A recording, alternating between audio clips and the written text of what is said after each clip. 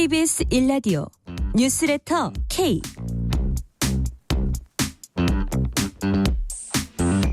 안녕하십니까. 뉴스레터 K KBS 김용준 기자입니다. 민주당 공천에서 컷오프된 두 중견 정치인의 엇갈린 행보에 정치권이 주목하고 있습니다. 민주당을 탈당한 김영주 국회 부의장은 오늘 국민의힘에 공식 입당한 반면 임종석 전 대통령 비서실장은 당의 결정을 수용한다는 입장을 밝혔는데요. 관련 내용 포함한 정치권 이슈들 여야 정치 토크 코너와 뉴진스 코너에서 민주당 홍익표 원내대표의 목소리로 분석 또 평가해 보겠습니다. 오늘부터 한미연합연습이 시작됐습니다. 한미 군당국은 오는 14일까지 지휘소 연습을 비롯해서 북한 순항미사일 탐지, 타격과 연합 공중강습훈련 등 실기동훈련도 한반도 전역에서 실시할 예정인데요. 합동참모본부 이성준 공보실장 모시고 이번 한미연합연습의 의미와 특징에 대해서 자세한 이야기 나눠보겠습니다. 문자 샵 9730, 짧은 문자 50원, 긴 문자 100원, 어플리케이션 콩으로 보내시면 무료입니다. 유튜브 KBS 1라디오 계정 채팅으로도 이야기 나누실 수 있고요. 문자 보내주시면 추첨 통해서 커피 쿠폰 보내드리겠습니다. 여러분의 이야기도 많이 들려주십시오. 뉴스레터 K 지금부터 시작합니다.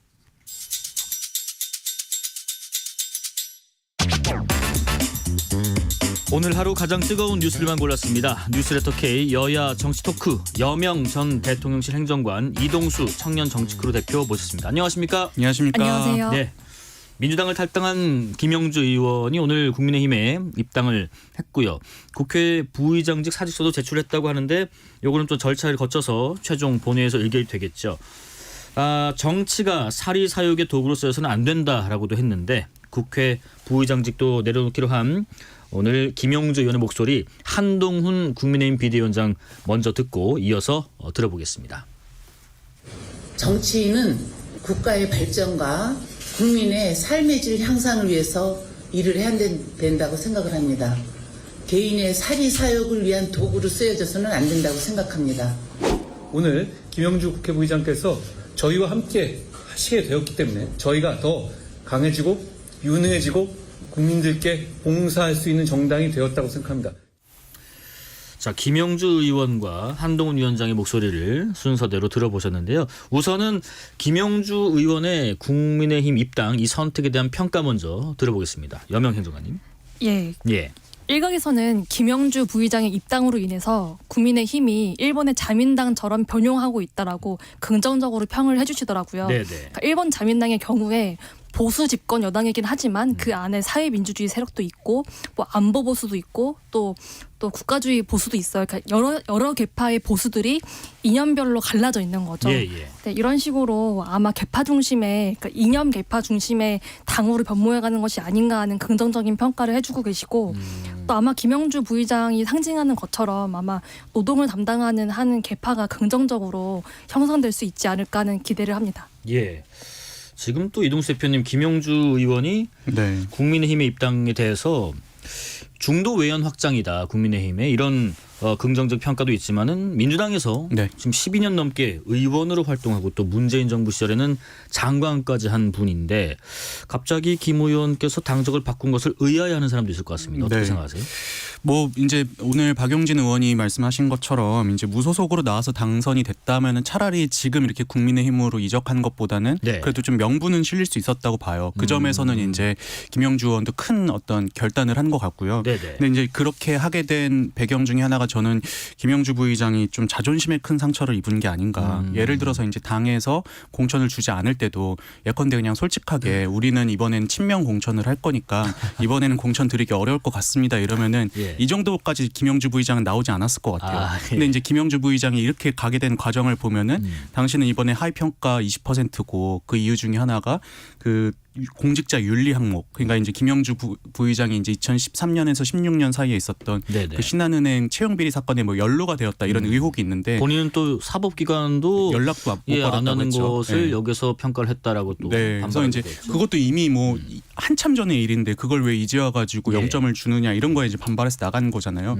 이렇게 좀 당신은 좀 부도덕한 정치인이다라고 이렇게 모양새가 비춰진 게 김영주 부의장으로서 자존심에 큰 상처를 입고 그게 이제 국민의힘으로까지 가게 된 어떤 원인이 아닌가 저는 이렇게 보고 있습니다. 차라리 뭐 이동수 대표님 말씀은 우리 민주당에서 어떤 좀 쇄신의 좀 모양을 좀 보이고자 하는데 여기에 좀 기여해주면 좋겠습니다 하면서 컷오프를 했다면 이 정도까지는 반발하지 않았을 것이다 이런 말씀이었고요. 염영준 의원님. 네, 결국에는 우리나라 같은 그 사실상의 양당제 국가에서 어쨌든 국회의원이 당선되면은 어느 당이든 소속이 돼야 정치라는 걸 할 수 있게 되잖아요. 네네. 근데 아마 지금의 민주당은 총선 이후에도 내가 돌아갈 자리가 없겠다라고 생각을 하신 것 같아요. 특히 저는 민주당 내에도 뭐 시장경제주의자, 뭐 안보주의자가 있어야 그 당이 건강하고 그게 또 대한민국에도 좋다고 생각을 하는데 네. 지금의 민주당은 그런 모습이 아니라고 판단하신 것 같아요. 예. 자, 그러면 일단 입당한 김영주 의원, 정영환 국민의힘 공관위원장은요. 김영주 의원의 서울 영등포 갑 우선 추천을 고려한다는 의견을 밝히기도 했는데 영등포 갑은 김영주 의원이 뭐 19대부터인가요? 계속해서 내리 3선, 3번 당선된 서울 내 대표적인 민주당의 우세 지역으로 꼽히기도 하는데 이 지역에서 국민의힘 타이틀로 또다시 나왔을 때 선전할 수 있을까 궁금합니다. 이동수 대표님. 뭐 일단 저는 유리하다고 보긴 어렵다고 유리하다고 봅니다. 보긴 어렵다. 네, 왜냐하면 일단 서울이라는 지역 자체가 기본적으로 현재 민주당의 오랜 시간에 걸쳐서 이제 유리해졌기 때문에 네네. 이제 국민의힘 당적으로 아주 유리하다고 볼 수는 없는데 그래도 이제 어떤 인물 경쟁력이나 이런 것들에 비춰봤을 땐 해볼 만하다고 생각해요. 아, 그래요? 네, 그러니까 보통 선거 결과를 이제 좌우하는 요소로 뭐 지역이랑 그리고 인물, 구도 이렇게 세 가지가 있다고 꼽히곤 하는데 네네. 일단 지역 같은 경우는 민주당이 유리하긴 하지만 인물 같은 경우에는 김영주 부의장이 현재 이 지역에서 3번을 연달아 하셨고 그런 만큼 어떤 지역 주민에 대한 인지도라든지 갖추고 있는 조직의 힘이 또 만만치 않을 것 같거든요. 예, 예. 이 점에서는 지금 이번에 민주당 공천을 받은 최현일 구청장이 좀 열세 있지 않나. 그리고 또 구도 자체가 지금 점점 이제 이 국민의힘 지지율은 오르고 있고 민주당은 친명, 뭐 친문 갈등으로 이제 좀 지지율이 답보 상태에 있기 때문에 네. 김영주 부의장 입장에서는 당을 바꿨지만 그래도 이제 해볼 만은 하지 않나 이렇게 저는 생각합니다. 비슷한 생각이세요? 이게 보면 영등포 을 지역이 13대 때부터 예. 갑 지역이 예. 국민의힘 측과 민주당이 엎치락 뒤치락 해왔던 격전지예요. 근데 19대 때부터 김영주 의원의 독주가 되고 있단 말이에요. 그러니까 분명히 그분의 개인기가 있을 수 있고 또 지난 대선에서 예. 51대 44로 윤석열 대통령이 이겼고 또 영등포구의 시의원도 전부 당선이 됐어요. 이런 뭐 흐름과 또 김영주 의원의 개인적 영향력으로 봤을 때 좋은 시너지를 내지 않을까 합니다. 예. 개혁신당의 이준석 대표 얘기도 해보겠습니다. 경기 화성을에 출마하겠다고 선언했습니다. 저희 방송 나와서도 이제 뭐 수도권 그리고 대구 경북 특히 대구 많이 고민하고 있다고 했는데 수도권에서도 경기 화성을 그 기자회견 현장 목소리 듣고 이어가겠습니다. 지금 여당에 보니까 험지일수록 정치 신인들 영입해가지고 내보내는 식으로 선거를 치르려고 하는 것 같은데요. 그건 비겁한 선택입니다. 만약에 경기 남부 지역에서 선거를 진심을 다해 치러볼 생각이 있다면은 지금 뭐 바쁘시겠지만 할 일 다 하시고 여기에 한동훈 위원장 나오십시오. 젊은 사람 영입해서 내보내서 경기 남부의 미래 먹거리 문제나 이런 문제를 진지하게 다룰 수 있겠습니까? 다시 한번 요청합니다. 당당하게 한동훈 나오십시오. 한동훈 위원장 나오시라. 한동훈 위원장은 뭐 안 나오겠다고 얘기한 상태이긴 하지만 김종인 공관위원장이 그런 얘기를 했었습니다.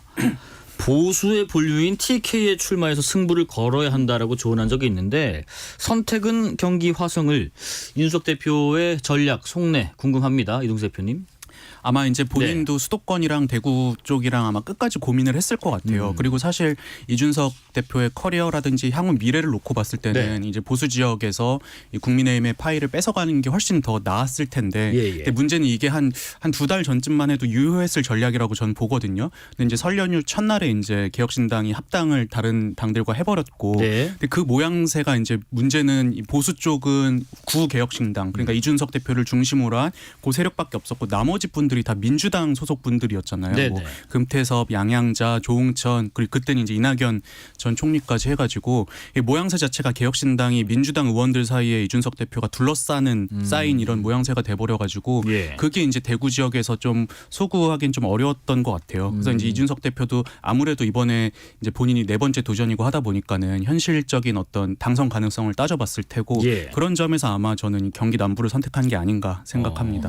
이준석 대표가 염행정관님 지난달인가요? 그런 얘기했습니다. 화성 동탄 이 신도시에서요. 여기에 대해서요. 평균 연령 34세에 전국에서 가장 젊은 선거구가 될 가능성이 높다라고 이야기한 적이 있는데 그러니까 이준석 대표는 어떻게 보면 젊은 세대와의 소통 또 그들의 미래에 대한 어떤 공약을 펼치기 좋은 공간 그런 호응을 또 얻기 좋은 지역구 그런 생각도 했을까요? 특히 예. 이 지역의 동탄 이 신도시가 삼성전자로 출근하는 3040들이 굉장히 많이 포진되어 있는 곳이에요. 그렇죠. 근데 이분들이 예. 정말 열심히 공부해서 그 기업에 들어가서 치열하게 일을 하면서 우리 그 국가 경제의 하나의 수레바퀴로서 그리고 자신의 그 삶을 이렇게 같이 진취적으로 올라가고 있는데 네네. 과연 이준석 대표의 이제까지의 최근 2년 동안의 행적이 이분들에게 어떠한 같은 청년으로서 공감을 줄 수 있을지 예. 그것에 대해서는 지켜봐야 할 문제라고 생각합니다. 예. 저는 이 부분에 있어서는 여전 행정관이랑 조금 의견이 다른 부분은 예. 이제 여기가 이제 동탄이잖아요. 우리가 네네. 흔히 말하는 그 동탄 같은 경우에는 근 한 10년, 20년 사이에 허허 벌판에서 진짜 상점벽해를 이룬 곳이기 엄청난 때문에 발전이 있었죠. 예, 그러니까요. 그러니까 여기가 보면 토박이라고 할 수 있는 분들이 별로 없고 그리고 이제 지역 정서도 없는 그냥 정치적으로 좀 무색무취한 지역이라고 보거든요. 네네. 이런 데서 마침 또 이제 이준석 대표가 그래도 좀 소구할 수 있는 젊은 층들이 많다 보니까는 저는 오히려 대구 같은 데 가서 기존에 있던 지역 정서와 예. 이제 맞서는 것보다 이제 이 정치적으로 무색무취한 이런 데서 이제 본인이 한번 새로 일구는 게 이준석 대표 입장에서는 훨씬 좀 현명한 선택을 한 게 아닌가 이렇게 생각합니다. 예. 1389님. 이제는 양당의 행태에 지치고 지겹다고 느낍니다. 참신한 인물 그리고 다당제를 원합니다 하시고요. 5843님. 제3지대 영향력 막상 뜯어보니 별로 크지 않은 듯합니다. 합쳤다가 갈라지는 모습이 기존 양당과 뭐가 다른가 싶기도 합니다라는 문자도 주고 계십니다. 계속해서 의견 받아보고요. 근데 지금 국민의힘은 화성을 지역이 아직 안 정해졌죠. 장동혁 사무총장이 예, 아직 안 정해져 있고 어떤 분을 만나서 어떤 분을 배치할지 좀 전략적으로 네. 다시 한번 고민해 보겠다. 어떤 분을 내세울까요? 이준석 대표가 출마 선언을 한 곳에. 다만 지금 예비 후보로 뛰고 있는 분이 이 화성을 지역에 네. 그 삼성 출신의 젊은 영입 인재예요. 네. 이분이 우선 예비 후보로 뛰고 있는데 어쨌든 이준석 대표라는 우리 국민의힘의 전 대표이자 개혁신당 대표가 후보를 내는 곳에 무게감 있는 분을 좀 더 찾아보려는 노력을 하는 것 같아요. 무게감 있는 분이라고 하면은 뭐 체급이 이준석 대표와 좀 비슷한 사람인가요? 예, 거의 뭐 없지 않아요? 그러면 사실 그러니까 생각하기 나름일 네. 것 같은데 저는 지금 뛰고 있는 그 한정민 예비 후보도 네. 훌륭한 대안이 될 수 있다고 생각을 하거든요. 왜냐하면 이분이 삼성 출신으로서 예. 그 같이 그 지역구에서 뭐 일을 하고 있는 분들 그런 분들께 공감을 충분히 살 수 있는 인재라고 생각을 해요. 네네. 게다가 이준석 대표가 처음 등장했을 때만큼 참신해요. 좀 전략적 고려를 네. 당해서 하겠지만 네네. 이미 뛰고 있는 후보들도 눈여겨 봐달라라는 말씀을 드리고 싶습니다. 예. 저는 이 지역이 이제 3파전으로 갈 것 같긴 하거든요. 3파전. 다른 데서는 아무래도 당 지지율이나 이런 걸로 봤을 때 예. 개혁신당 후보가 이제 다른 뭐 이제 캐스팅 보트처럼 역할은 할 수 있을지언정 막 당선권을 바라긴 좀 어려운 상황이라고 저는 보는데 네. 이준석 대표 같은 경우는 사실 무소속으로 나와도 이제 어느 정도 표를 갖고 갈 수 있을 만큼 워낙 이제 대중적이고 전국적인 인물이라서 네네. 여기서는 이제 양당 구도 속에서 결코 밀리진 않을 것 같아요. 근데 그러면 누가 이득을 볼까 했을 때 예. 보면은 결국에 이제 양당에서 이탈하는 표들과 이제 무당층을 이준석 대표가 흡수를 해야 되는데 국민의힘에서는 사실 이탈표가 크지 않을 것 같아요. 요즘 워낙 당이 단결하고 있는 모습을 보여줘가지고. 예. 근데 이제 지금 민주당 같은 경우는 워낙 내분도 심하고 이러다 보니까는 오히려 이제 지금 민주당 표를 이준석 대표가 많이 잠식할 수도 있다 보고 그 과정에서 이제 그 정도가 얼마나 되느냐에 따라서 뭐 이준석 대표가 승리할 수도 있고 아니면 또 국민의힘 후보가 어부지리로 또 승리를 할 수도 있지 않을까 네, 이렇게 네. 예상합니다. 화성을은 민주당은 그 영입 인재 되신 전 현대차, 예, 현대차. 사장 공영훈 전 사장이 전략 공천된 상태고요. 자, 개혁신당 얘기 조금만 더 해보면은 지금 뭐 이런 얘기도 합니다. 반도체 벨트를 주축으로 진영을 갖춰가고 있다. 이준석 대표가 화성을, 양양자 의원이 인근에 있는 용인갑, 또 이원욱 의원이 화성을에서 지역구로 옮겨서 화성정에 또 출마한다고 하고 지금 보면은 뭐 허은하 대변인도 오산 출마 뭐 검토한다고 하는데 이렇게 지금 셋 혹은 넷이 함께 좀 벨트를 좀 구성해서 선거 분위기를 좀 띄운다라는 전략 같은데 반도체 벨트 전략은 어떻게 좀 평가하시고 궁금하네요. 이번에 이동수 대표님 어떠실까요? 뭐 저는 참신하다고 생각하고요. 예. 또 개혁신당이 어떤 비전을 보여주기엔 좋은 전략이라고는 보는데 예. 근데 문제는 이게 얼마나 효과 있을지는 저도 사실 잘 모르겠습니다. 왜냐하면은 개혁신당이 지난번에 이제 합당했다 또 일부 새로운 미래 쪽에서 나간 이후로 동력을 너무 많이 잃어가지고 이분들이 과연 그럼 당의 어떤 그 당을 등에 업고 네. 승리를 하기엔 좀 어려운 상황이라고 보거든요. 결국에 그럼 양양자 의원이든 뭐 이런 분들이 본인 개인기로서 뚫어야 되는데 개인기로 뚫기에는 사실 전국적인 인지도 뭐 지역에서의 영향력 이런 게 크지 않아 보여가지고 어려울 거라고 봐요. 네, 다만 이제 문제는 이번 선거에서 뭐 어떤 소기의 목적을 이루지 못하더라도 그 미래의 어떤 행보를 위한 씨앗을 심어둘 필요는 있다고 생각을 합니다. 네. 근데 그거를 지난번 합당과 분당하면서 좀 까먹은 상태거든요. 그래서 이번에는 그냥 본인들이 추구하고자 하는 방향을 어떤 승패에 상관없이 보여주는 게 나중에 어떤 정치 동력을 얻는 데 있어서도 필요하다고 저는 봅니다. 민주당 얘기 그리고 새로운 미래 얘기도 한번 이어가 보겠습니다. 공천 배제에 반발하던 임종석 전 대통령 비서실장이 오늘 당의 결정을 수용한다라는 아주 되게 짤막한 입장을 SNS 통해서 밝혔는데 당의 결정을 수용한다. 한 줄짜리. 이 뒤에 혹은 앞에 뭐 어떤 의미가 담겨 있을까 궁금합니다. 여명 장관님. 저는 쓰리지만 이런 메시지를 당 유권자들한테 주고 싶어 하는 것 같아요. 어떤 메시지요? 내가 민주당의 본류다. 나는 이 당을 지금은 모멸적으로 이런 취급받지만 지킬 거다. 네네. 지켜봐 달라라는 메시지를 쓰리지만 네. 민주당 지지자들에게 하고 있는 것이 아닐까 하는 생각을 합니다.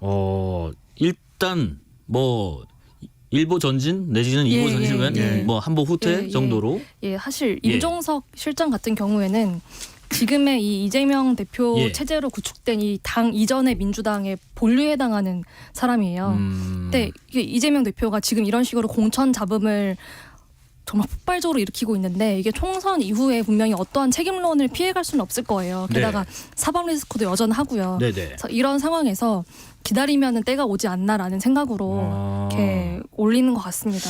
지금 한동훈 위원장이 그런 얘기를 했습니다. 이재명 대표가 어떻게든 여러 가지 이유로 유지되기 어려우니까 유지되기 어렵다는 건 어떤 직을 얘기한 것 같기도 하고요. 그때를 노리겠다는 생각이라는 해석을 내놓기도 했는데 뭐 연장선상에서 일리 있는 해석이라고 보세요? 네, 뭐 저도 비슷하다고 생각하고요. 우리가 그 사자성어 중에 과하지옥이라고 그 초안지 보면은 이제 한나라의 한신이 이제 젊을 적에 그 저작거리 깡패들 사이 가랑이를 기면서도 결국에 후위를 도모했던 일이 있었잖아요. 아마 그런 심정으로 버티려고 하는 것 같아요. 네네. 그리고 또 저번에 이제 윤영찬 의원이 새로운 미래 아니요 뭐였죠 그 원칙과 상식이요? 원칙과 상식 네네. 탈당하기 직전에 네. 이제 그거를 물으면서 네. 그때 얘기가 나왔던 게 임종석 이걸 말린 사람이 임종석 의원이다라는 예, 예. 얘기가 나왔었잖아요. 임종석 전 실장이 어차피 기다리면 우리가 민주당 주인 될 건데 왜 나가느냐. 예. 근데 보면은 이게 이제 지금 만약에 나갔다가 이제 여전 행정관께서 말씀하신 것처럼 이재명 대표가 총선 패배 이후 뭐 만약에 패배한다고 했을 때 그 이후에 어떤 문제가 생겼을 때 당에 있으면 그걸 다시 어떻게 보면 당권을 도전할 수 있겠는데 나가면은 그런 기회조차 사라지는 거잖아요. 그래서 예. 일단 지금은 좀 서럽더라도 버텨보자라는 생각이 아닌가 싶습니다. 근데 또 주말 사이에 그런 기사들 많이 나왔습니다. 탈당할 거다. 뭐 탈당을 한다. 가능성이 크다. 뭐 이런 얘기도 나왔고 또 새로운 미래 이석현 고문도 어제 저녁까지만 해도 탈당을 약속했었다. 뭐 이런 인터뷰도 했는데 갑자기 이분들의 말이 맞다면 갑자기 밤 사이에 주장을 바꾸게 된 이유가 뭘까 궁금합니다. 유명희 장관님. 제가 볼 때는 예. 이렇게 임종석 실장이 움직이면은 개인이 혼자 움직이는 게 아니라 어떠한 특정한 그 계파가 함께 움직여야 아예 민주당의 그 본류를 예. 이 이낙연 대표의 새로운 미래측으로 함께 데리고 올 수 있어야 이게 가능한 시나리오인데 네네. 그러니까 민주당의 본체를 옮기는 거죠. 근데 그게 가능하지 않다고 아마 생각을 했을 것 같아요. 그런 상황에서는 위험하게 당을 나가기보다 예. 이런 풍파에도 불구하고 당을 지킨 사람으로서 계속 정치를 해 나가고 싶은 것이 아닌가 합니다. 어느 분이 이렇게 네. 설득했을까요? 뭐 그거는 본인 선택일 수도 있다고 보는데요. 이거 관련해서 제가 여론조사를 하나 갖고 왔는데 네. 그 한국갤럽이 지난 27일에서 29일 전국 성인 남녀 1,001명 대상으로 자체 여론조사를 한 거고요. 자세한 건 한국갤럽 홈페이지나 아니면 중앙선거 여론조사 심의위원회 홈페이지에서도 확인하실 수 있는데 네. 새로운 미래 지지율이 1%가 나왔어요. 근데 이게 한 10% 정도만 됐어도 예. 아마 임 전 실장의 선택이 저는 달라졌을 수도 있다고 봅니다. 근데 이제 1%짜리 정당에 예. 자신의 어떤 정치 생명을 걸고 가기에는 좀 아무래도 리스크가 너무 크다 보니까는 네. 저기 가서 또 이제 동력을 잃을 바에는 그냥 다음 타선을 노리겠다라는 생각이 아닌가 싶습니다. 예. 아까 그 염영 행정관께서 지금 잠깐의 모멸감은 앞으로 위해서 참겠다 이런 말씀하셨는데 그러면 지금 임 전 실장이 컷오프된 지역이 서울 중성동 갑 여기에 전략 공천 받은 전현희 전 권익위원장께서요. 중성동갑 선대위원장을 모시고 싶다라고 했는데 이거 수락할까요? 저는 그거는 전혀 예의가 아니라고 전혀 생각을 하고요. 예의가 아니다. 네, 예. 임종석 실장 정도의 무게감이 있는 분에 대해서는 예. 그 중앙당의 선대위원장을 맡겨야지 그냥 그 성동 을의 선대위원장을 모시겠다 하는 것은 전 어떻게 보면 이건 비꼬는 거라고도 받아들일 수 있을 것 같아요. 예, 예. 게다가 오늘 이재명 대표가 한 말이 기자분들께서 임종석 실장에 대한 역할을 고민해 본 적이 있냐라고 했을 때 사실 그분에 대한 역할을 고민해 본 적이 없다라는 식으로 답변을 했단 말이에요. 네네. 이런 거 보면은 이번 선거에서 역할을 맡기보다는 백의종군 하시지 않을까 하는 생각을 합니다. 자 그리고 잠깐 그 이동수 대표 언급하신 그 여론조사 첨언드리면 방금 말씀하셨던 여론조사는 그 조사 방법이 무선 전화 면접 100%로 진행됐다는 점 그리고 자세한 내용은 말씀하신 것처럼 중앙선거 여론조사 심의위원회 홈페이지를 참조하시면 된다는 점도 같이 말씀드립니다. 그 지금 홍영표 의원이 오늘 문재인 전 대통령을 만난다고 예방한다고 하고요. 이번 주 내로 거취를 밝히겠다. 라고 결정하겠다라고 밝힌 상태인데 문 전 대통령 만나고 나서 혹시 어떤 결정을 내릴 것 같으세요? 뭐 저는 탈당을 할 수도 있다고 봅니다만 할 수도 있다. 예. 근데 이제 그게 예. 이 지금의 판세에 영향은 못 끼칠 것 같습니다. 그러니까 이게 예. 보통 저희가 이제 예전에 당 대표들 뭐 개파 공천, 과거에 한나라당 때도 이런 일들이 있었고 뭐 많았잖아요. 근데 보면은 이런 반발이 있으면은 그래도 누군가는 좀 책임을 지려고 한다든지 불출마를 하려고 한다든지 하거든요. 한나라당 때도 그 2008년에 그 이제 친이계 공천함으로써 박근혜 당시에 박근혜 의원이었나요? 아무튼 예. 박근혜 전 대통령이 뭐 국민도 속고 나도 속았다 뭐 이런 표현을 했었잖아요. 그때 이제 당시에 당 대표가 본인은 불출마 선언을 했었어요. 근데 이제 지금 보면 이재명 대표는 어떤 논란이 있든 간에 나는 내 갈 길 가겠다 이런 모습을 좀 의지를 보여주고 있는 것 같아서 홍영표 의원이 어떤 선택을 하든 간에 저는 이 판세의 영향을 바꾸지는 못할 거라고 생각을 합니다. 예. 뭐 지금 서른 의원도 그렇고요.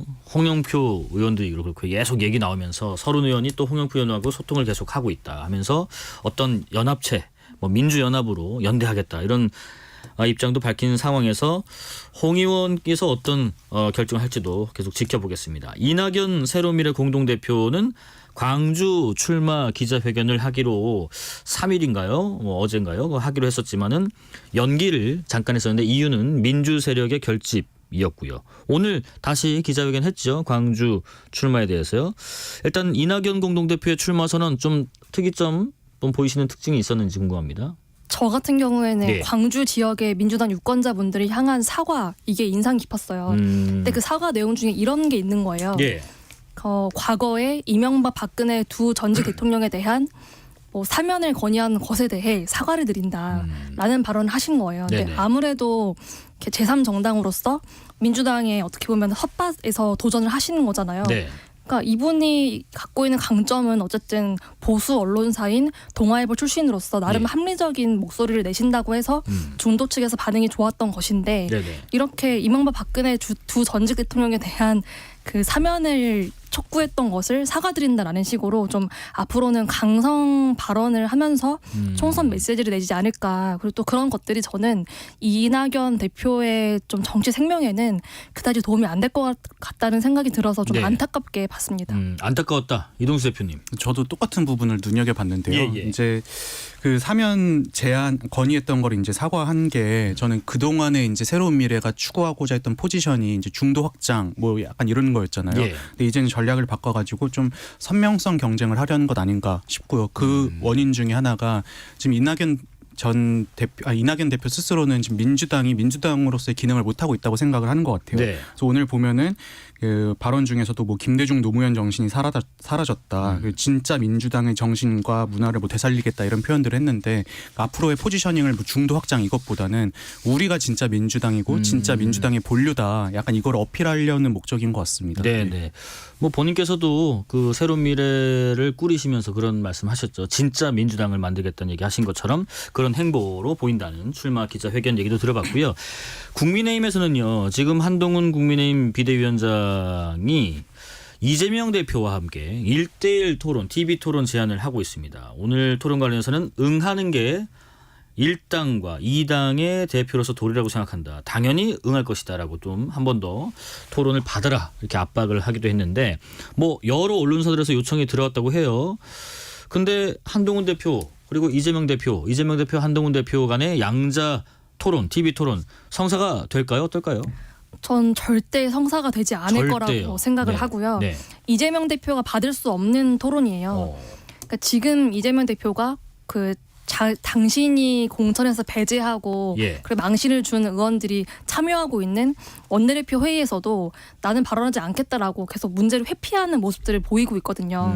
근데 이제 한동훈 위원장과 1대1 토론을 하게 되면은 정말 자기가 국민들 앞에서 이렇게 드러내고 싶지 않았던 의제들이 토론 테이블에 올라올 거란 말이에요. 저는 그런 것들을 절대 대면하지 않는 게 이재명 대표의 성격이고 그럼 한동훈 위원장이 공격수고 이재명 대표는 수비수가 되는 건가요? 예, 저는 그런 모양새가 될 것 같습니다. 예, 그래서 절대 이재명 대표가 응하지 않을 것으로 예상하신다. 이동수 대표님은요? 뭐 저도 비슷하게 생각해요. 그러니까 그래요? 이재명 대표가 이건 받을 이유도 없다고 생각을 하는 게 방어할 게 너무 많습니다. 근데 보면은 한동훈 위원장 같은 경우에는 축구로 비유하자면은 그 영국 프로리그 프리미어리그의 축구 감독 중에 과거에 무리뉴 감독이라고 있었잖아요. 첼시 감독을 했었던 분인데 이분 스타일이 뭐냐면 막 화려한 공격 축구를 하는 게 아니라 일단 걸어 잠그고 수비를 엄청 열심히 한 다음에 어쩌다 한두 골 넣어가지고 승리하는 경우들이 되게 많았거든요.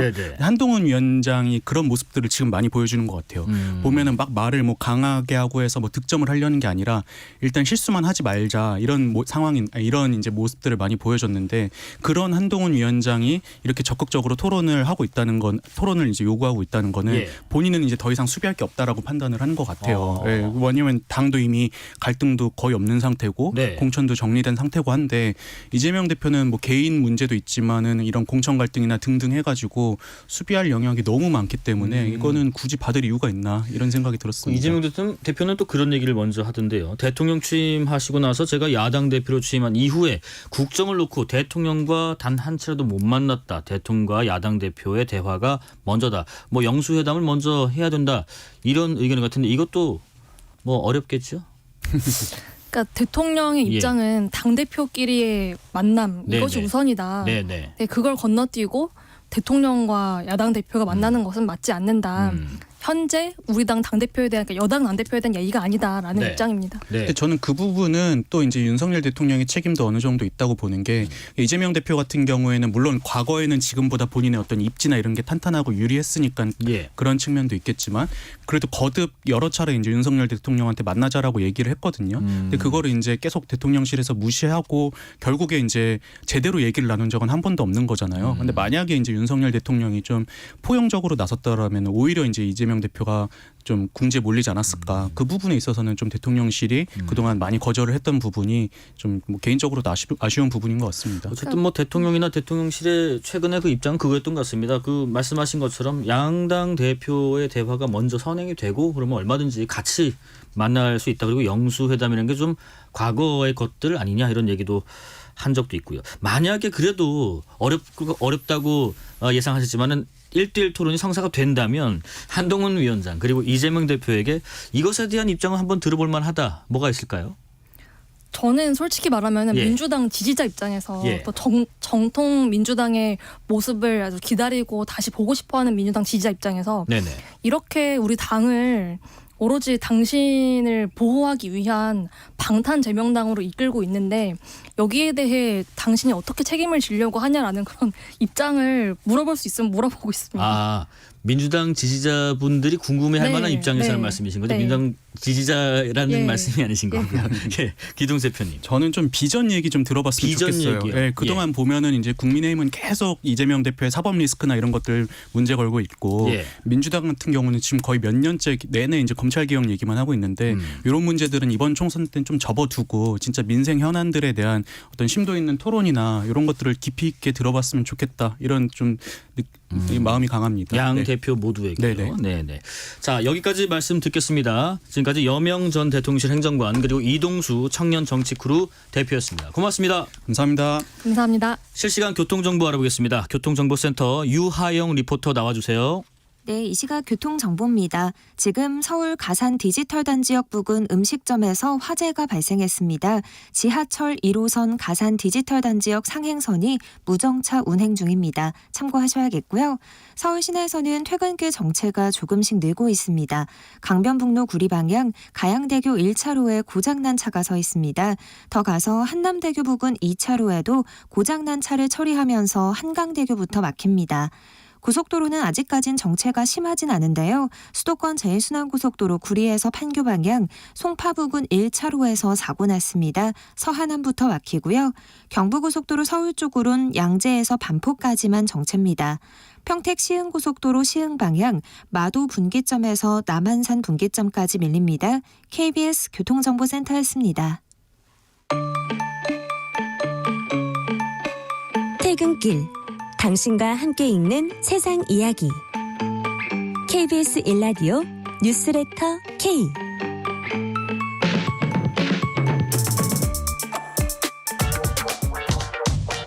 뉴스의 진수를 보여주는 인터뷰 뉴 진수 뉴스의 진수를 보여주는 인터뷰 뉴진수. 올해 전반기 한미연합연습인 자유의 방패가 오늘부터 시작됐습니다. 11일 동안 중단 없이 진행되는 이번 연습 그리고 동시에 진행되는 실제 기동 훈련. 지난해와 어떻게 다른지 또 이번 연습의 특징은 뭔지 합동참모본부 공보실장인 이성준 대령과 함께 말씀 나눠보겠습니다. 안녕하십니까? 안녕하십니까? 네, 오늘 뭐 훈련에 참가하시고 나서 이어서 지금 오신 거죠? 네, 잠깐 나왔습니다. 예, 잠깐 오신 거고. 8472님이 먼저 이런 질문을 주시네요. 저는 한미연합훈련인 줄 알았는데 연습이라고 하나요? 연습과 훈련이 다른 건가 하시는데 뭐 이거부터 여쭤보죠. 그러니까 지금 전반기 한미연합연습 명칭은 자유의 방패. 영어로 하면은 프리덤 실드 FS. 연습과 훈련이 말씀하신 것처럼 같은 것 아닌가 다른가 하는 분도 계신데 연습과 훈련은 성격이 어떻게 다릅니까?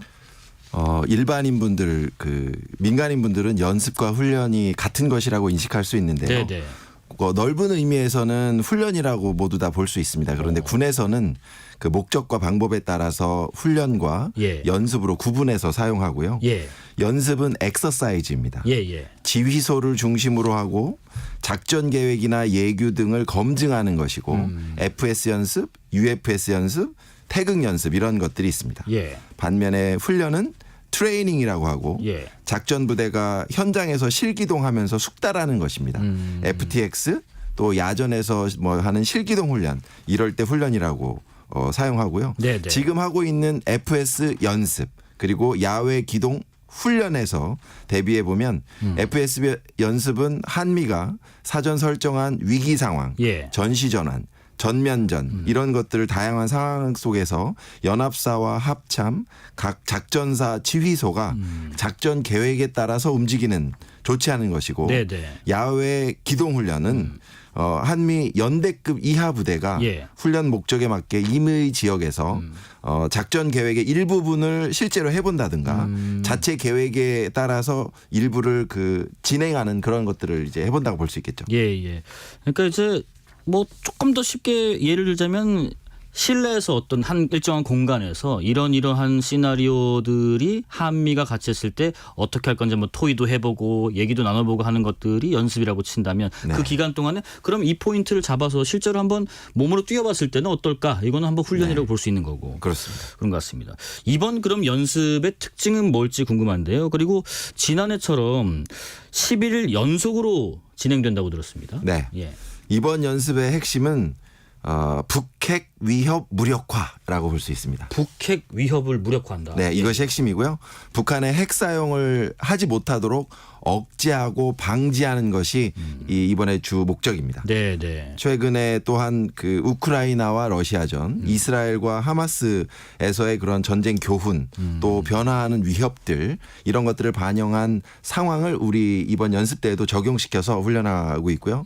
또한 최근에 지해공 또 뿐만 아니라 우주, 예. 사이버 이런 공간에서 다영역에서의 그러한 위협에서 대응하는 시나리오를 적용해서 훈련을 합니다. 그러니까 이제 우리가 뭐 보통 훈련하면은 뭐 지해공 하시면 육해공 뭐 훈련 네. 이렇게 하는데 그걸 넘어서서 전자전 그리고 네. 우주 시나리오까지 네. 가정에서 진행이 되는군요. 그렇습니다. 예. 지금 북핵 위협 무력화는 특징이고 잠깐 말씀드렸지만은 원래 한미 연합 연습이요. 네. 그동안 기사들 보면은 뭐 1부 뭐 끝났고 다음 주부터 2부 한다 뭐 하는데 1부는 네. 뭐 방어를 먼저 하고 네. 2부는 뭐 반격을 먼저 하고 이런 식으로 네. 있는데 중단 없이 11일 동안 쭉 한다는 거는 어떤 의미를 갖는 걸지요? 연합연습은 예. 그 목표와 중점에 따라서 그 국면과 기간이 다릅니다. 그래서 어디에 중점을 두고 실시하느냐가 차이인데 네. 이번 연습은 11일 동안 24시간 연속으로 이렇게 시행을 하게 됩니다. 그래서 어느 특정 국면에 중단 없이 장기간으로 이제 그 연습을 하다 보면 예. 작전 계획의 어느 부분이 부족하고 무엇을 좀 더 개선시켜야겠다 이런 것이 도출될 수도 있을 것이고 네네. 또 우크라이나와 러시아의 전쟁은 2년이 넘었고 이스라엘 하마스 전쟁은 이제 150일이 다 되었는데 그러게요. 이렇게 전쟁이 한번 시작되게 되면 장기간 지속되는 경우가 많습니다. 예. 그래서 우리도 11일 동안 한번 해보면서 어떤 작전에 몰입하고 그 집중도를 높이는 그런 효과를 거둔다고 보여지고 그런데 이제 아까 말씀하셨던 1부, 2부 또 중간에 쉬고 이런 것들은 8월 정부 연습과 같이 하는 UFS 연습, 을지 자유의 방패 때에는 그 정부 연습 1부, 우리 군 연습 2부로 이렇게 나누어서 따로 실시하게 됩니다. 그러니까 우리 군끼리 하는 거는 지금 이렇게 중단 없이 쭉 해서 연속성 있게 한번 해보는 거고 네. 하반기 때는 여러 지자체 뭐 정부 부처 네. 같이 또 공동해야 되니까 이렇게 1부, 2부 나눠서 하는 거고요. 네. 아까 저 말씀 중에 잠깐 그 하마스 말씀도 하셨는데 뭐 지금 우크라이나 전쟁도 진행 중이지만 특히 중동 전쟁 보면은 최근에 그런 군 당국의 분석이 있었잖아요. 하마스의 기습 침투 사례가 북한의 전술이 수출된 것 아닌가 이런 양상도 있다라는 분석도 봤던 것 같은데 이런 양상도 좀 염두에 두고 이번 연습에 임하기도 하나요? 그렇습니다. 예. 뭐 행글라이더를 이용한 침투라든지 예. 대규모 장사정포의 공격 또 지하 터널, 땅굴 등을 이용한 그런 방법들이나 네. 가짜 뉴스를 활용한 그런 회색지대 전술 이러한 전시에 발생 가능한 모든 상황을 염두에 두고 예. 이번 연습을 진행하고 있다고 보시면 되겠습니다. 가짜 뉴스 회색지대 말씀하시니까 그런 것도 있는 것 같아요. 지금 최근의 전쟁 양상들 보면은 어떤 물리적인 타격을 입히기 전에 뭐 SNS 이런 가짜 뉴스, 뭐 회색지대, 허위 조작 정보를 퍼뜨린다든가 뭐 이런 말하자면 뭐 요새 인지전이라고 표현하더라고요. 네. 그런 개념을 잠깐 좀 설명해 주실까요? 인지전은 나토가 2020년에 연구 보고서를 발간해주면서 널리 퍼진 개념인데요. 네. 현재 우리 군에서는 단어를 인지전이라고 할지 네. 아니면 기존에 저희가 쓰던 정보작전 IO라고 하는데 인포메이션 오퍼레이션이라고 하는데요. 네. 이것을 쓸지 아직 정확히 정해지지는 않았습니다. 그래서 지금 더 인지전을 쓸지는 좀 더 연구가 필요한 개념이고요. 네네. 현재 어쨌든 인지전은 그러한 다양한 정보 수단을 통해서 대중의 생각을 조정하고 행동의 변화를 이끄는 전략인데 거짓된 정보로 남을 속이는 그러한 것이죠. 러시아의 하이브리드전 이런 개념도 있습니다. 그럼 이번 연습 때도 이런 부분도 포함해서 진행될 가능성이 있다 이렇게 봐도 될까요? 네, 당연히 포함되고요. 네. 과거에 심리전, 전자전, 사이버전 이런 보이지 않는 영역에서 벌어지는 전쟁 모습도 이번에 당연히 포함이 되고 그런데 또 최근에 이제 과학 기술의 발달에 따라서 딥페이크를 활용한 허위 정보, 네. 가짜 뉴스가 많아졌거든요. 네네. 그래서 이러한 것들을 보험으로써 우리 국민들이나 국민들의 여론이 바뀔 수도 있고 우리 장병들의 사기에도 영향을 끼칠 수 있기 때문에 네. 이러한 거짓 정보, 허위 정보에 대해서는 우리 그 군 당국이 아주 신속하게 적극적으로 대응하는 훈련을 하고 있습니다. 우리 그 공보실장님께서도 지금 훈련을 하다가 오셨다고 들었는데 그러면은 공보실장님 같은 우리 뭐 공보장교들 군에 있는 이런 가짜 뉴스와 거짓 정보에도 대응하는 이런 연습도 이번에 해당이 되는 건지 궁금하네요. 네, 그 공보 요원들은 예. 원래 하던 일이 이제 그런 거다 보니까 기존에도 공보 작전에 대한 연습을 해왔고 예. 아까 말씀드렸던 정보 작전 IO 영역에서의 공세적인 측면, 예. 그 적들이 우리를 공격할 때 그 방어적인 측면 이런 작전 분야에서 작전을 발전시켜 왔습니다. 네. 또 일부 기자들은 우리 일부 공보 요원들은 연습 때에는 레드 팀으로서 모의 기자가 되어서 이제 저희한테 질문을 합니다. 그러면 저 같은 사람은 예. 보도본부 요원으로서 가짜 뉴스에 대한 입장을 발표한다든지 시각 자료, 영상이나 사진을 공개한다든지 네네. 보도 자료를 제공해서 사실을 밝힌다든지 이러한 활동을 하고요. 또 저희 정훈병과 사람들뿐만 아니라 예. 각 기능, 각 병과 모든 사람들이 이번 기간을 통해서 전시의 임무를 숙달한다고 볼 수 있겠습니다. 그 이번 연습의 특징이 북핵 위협 무력화라고 말씀을 하셨다 보니까 네. 아무래도 북한의 어떤 남침에 대한 우려 중 가장 큰 게 이런 핵 도발 시나리오를 빼놓을 수 없을 것 같은데 네. 핵 작전 연습도 이번에 병행하게 되는 건가요?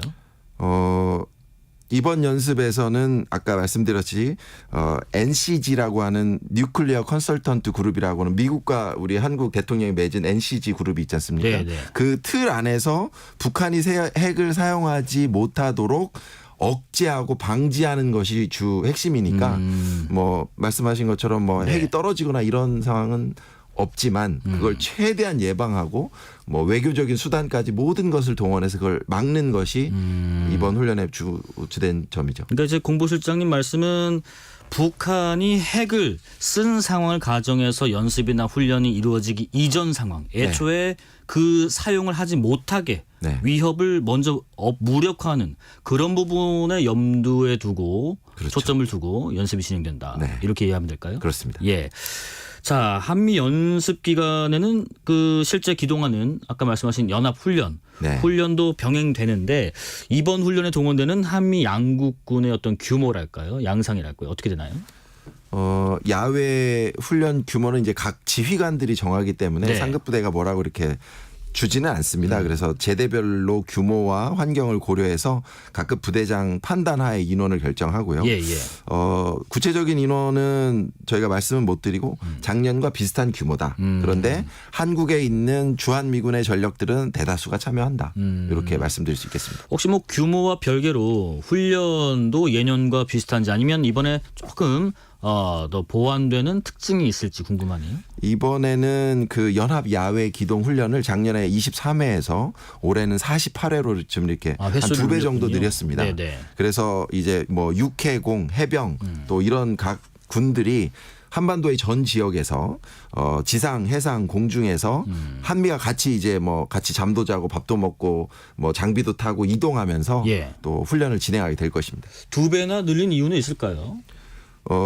이제는 한미가 원팀이 돼야 되니까요. 예. 상호 운용성과 전투 기술을 숙달하는 그런 계기로 삼기 위해서 또 그러한 팀워크를 구축해서 즉각 강력히 끝까지 응징하는 또 저희 군사 대비 태세를 확립하기 위해서 하는 것이고요. 또 이번 훈련을 실시함에 있어서 예. 국민들의 불편을 최소화하기 위해서 노력을 계속하고 있습니다만 네네. 훈련이 이제 여러 군데서 동시다발적으로 시행됨에 따라서 국민 여러분들께서 이제 밤에 놀라시거나 또 일부 이동하시는데 불편을 하실 수도 있을 텐데 네네. 너그러운 이해와 협조를 당부드립니다. 네, 저희가 뭐 이번 한미 연합 연습의 특징과 포인트가 궁금한 부분도 있지만은 바로 말씀하신 것처럼 가끔씩 깜짝 놀랄 때가 있거든요. 왜 저기 군인들이 저렇게 총을 들고 있지 할 때. 근데 네. 이런 방송을 통해서 이해를 또 하시면 좋을 것 같습니다. 그 최근에 북한의 도발 동향을 보면요.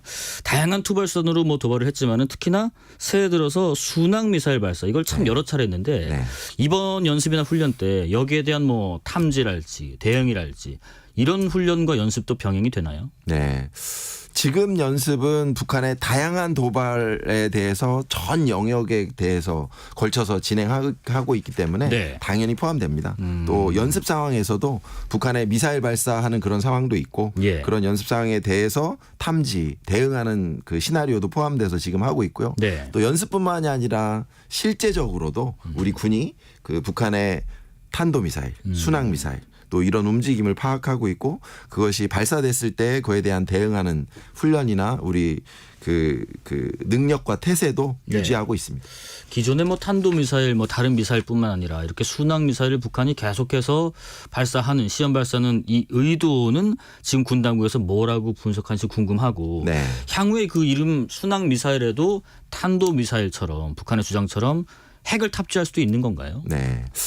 그 부분은 지금 북한은 예. 그 핵과 대량 살상 무기 WMD라고 하는데 그것을 고도화하는데 아주 집중을 하고 있습니다. 예. 또 남들이 뭐라고 하든 아랑곳하지 않고 자기들의 계획에 따라서 그것을 계속 발전해 오고 있는데 네. 이제 그것을 시험하고 테스트하는 것들은 전략적인 환경이나 시기에 따라서 골라서 하고 있습니다. 뭐 새벽에 한다든지 뭐 주말에 한다든지 어떤 미국이나 한국의 정치 일정에 맞춰서 한다든지 그런 것들은 그래서 하고 있기 때문에 앞으로도 북한은 핵과 미사일, 대량 살상 무기를 지속적으로 개발해 나갈 것이라고 보고 있습니다. 네. 또 최근에는 북한이 이제 전략 순항 미사일이라고 부르는 그것을 시험하고 있는데 예. 요즘에는 성능 개량에 주로 목표를 두고 시행했다고 보고 있고요.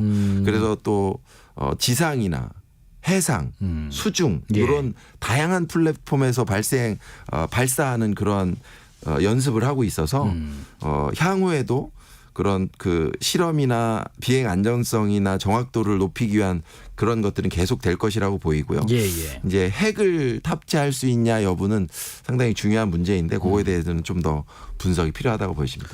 우리가 그 한미 연합 훈련 기간에는 그 미국의 전략 자산이 전개했다. 뭐 이런 네. 보도들이 상당히 꽤 있었는데 네. 이번에도 뭐 공개까지는 어려우시겠지만 그런 가능성이 있을지도 궁금하고요. 그리고 단순히 전개했다 정도에 그쳐서는 안 된다는 의견도 있는데 여기에 대한 군 당국의 생각도 궁금하네요.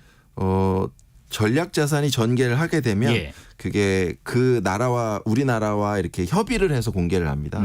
그래서 한쪽이 공개하는 것은 예의에 어긋나는 것이고요. 네네. 또 그러한 전략자산 전개에 대해서는 아주 긴밀히 공조하고 있어서 또 그 올 때마다 우리 한미가 협의해서 공개를 하고 있고 예. 또 미측의 경우에는 훈련이 끝나면 공개를 하는 걸 원칙으로 하고 있습니다. 그래서 끝나게 되면 항상 신속하게 공개하고 있다고 예.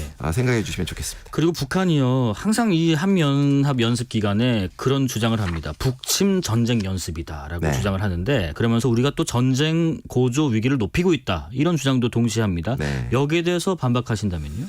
저희는 헌법상에도 다른 나라를 침입할 수 없도록 되어 있지 않습니까? 네. 그래서 북한이 핵과 WMD를 계속 고도화하고 있는 상황에서 북한의 침략으로부터 우리나라를 방어하기 위한 작계를 세웠습니다. 이번 연습은 그 작계를 훈련하는 이렇게 반복하는 연습인 것이죠. 예, 그래서 예. 방어적인 연습인 것이고 전쟁을 억제하기 위한 것이고 북한이 우리를 공격할 때 그걸 방어하는 연습인 것이죠. 예.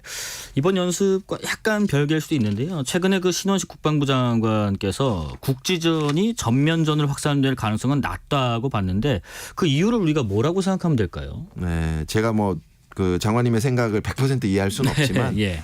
우리 군은 그 모든 상황에 대비해서 능력과 태세를 유지하고 있는데 이와 상관없이 또 북한은 국지전 차원에서 김정은이 어떤 목적을 달성하기 위해서 국지전을 시도할 수 있다고 봅니다. 예. 또 그런데 이 전면전이라는 것은 능력 여부를 떠나서 북한은 이걸 전면전을 하게 되면 정권의 종말도 올 수 있기 때문에 그걸 고려한다면 그 가능성의 차이는 국지전에 훨씬 더 높다라고 보여지고 예. 어떤 것이든 북한이 도발하면 우리는 즉강 끝 원칙에 따라서 대응할 준비를 갖추고 있습니다. 그리고 최근에 북한이 그 11월인가요? 지난해 발사한 정찰위성 말리경 1호 관련해서 우리 군은 일 없이 돌고만 있다라고 평가절하를 했던데 네. 외국 전문가, 위성 전문가는 위성 궤도 변화 등을 통제하고 있다고 했는데 이 분석에 차이가 있는 건가요?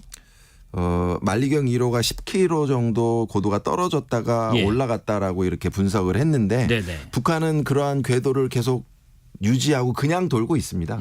그런데 이것이 정찰 위성이라면 네네. 그 아주 정밀한 사진을 찍어서 국내로 보내고 그것을 활용해야 그 역할을 다할 수 있다고 보여지는데 네네. 지난 5월에 실패한 그 만리경 1월 우리가 회수해서 보니까 그때 우리 군의 입장이 군사적 효용성이 전혀 없다 있는 것이었거든요. 예. 아주 조잡한 부품들을 사용하고 있고 또 위성 통신 기술이 쉬운 것이 아닌데 수개월의 기간 내에 그것을 습득을 했고 예. 북한 쪽으로 그 위성 정보를 쏘아주고 있다라고 보기는 좀 어렵다고 보여지기 때문에 네네. 그 북한의 정찰 위성이 임무와 역할을 하고 있다고 보기는 어렵다. 네. 이렇게 볼 수 있겠습니다. 자, 김갑순님께서요. 이성준 합참 공보실장님, 대한민국을 위해 앞으로 더 힘써 주세요 말씀하시는데요.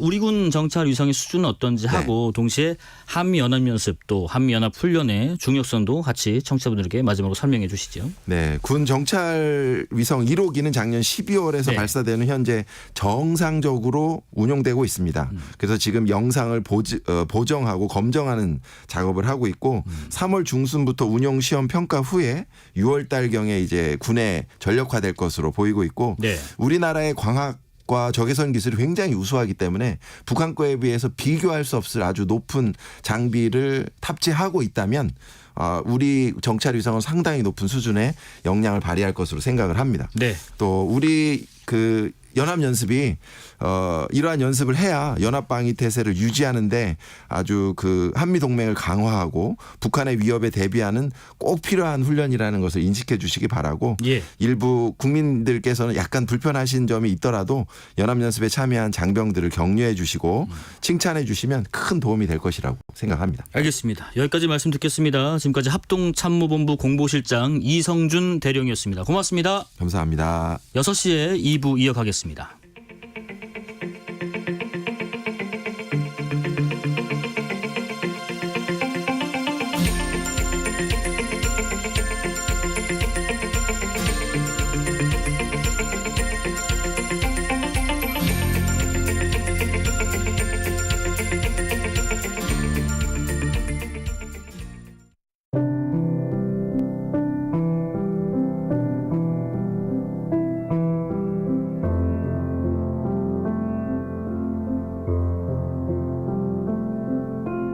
KBS 라디오 연중기획 희망충전 대한민국 576번째 이야기. 안녕하세요. 아나운서 유지원입니다. 12살 하영이는 외삼촌이 아빠이자 엄마입니다. 2년 전 대장암을 앓던 엄마는 미혼인 외삼촌에게 새 아이를 부탁하고 세상을 떠났습니다. 열심히 일해도 조카 셋을 양육하기엔 턱없이 부족한 생활. 한창 커야 할 나이지만 매끼 빈약한 밥상과 열악하고 낡은 환경은 삼촌의 마음을 아프게만 하는데요. 하지만 속 깊은 하영이는 삼촌의 희생을 알기에 투정 한 번 부린 적이 없습니다. 하루빨리 어른이 되어 집안에 도움이 되고 싶다는 12살 소녀. 하영이 가족이 조금 더 나은 환경에서 지낼 수 있도록 여러분의 마음을 보내주세요. 여러분의 따뜻한 손길이 희망의 빛이 됩니다.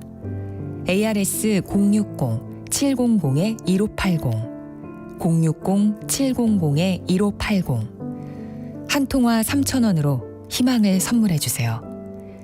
KBS 라디오 연중기획 희망충전 대한민국은 초록우산 어린이재단, 인탑스 주식회사, 그리고 청취자 여러분과 함께합니다. ARS 060-700-1580 한 통화 3,000원입니다.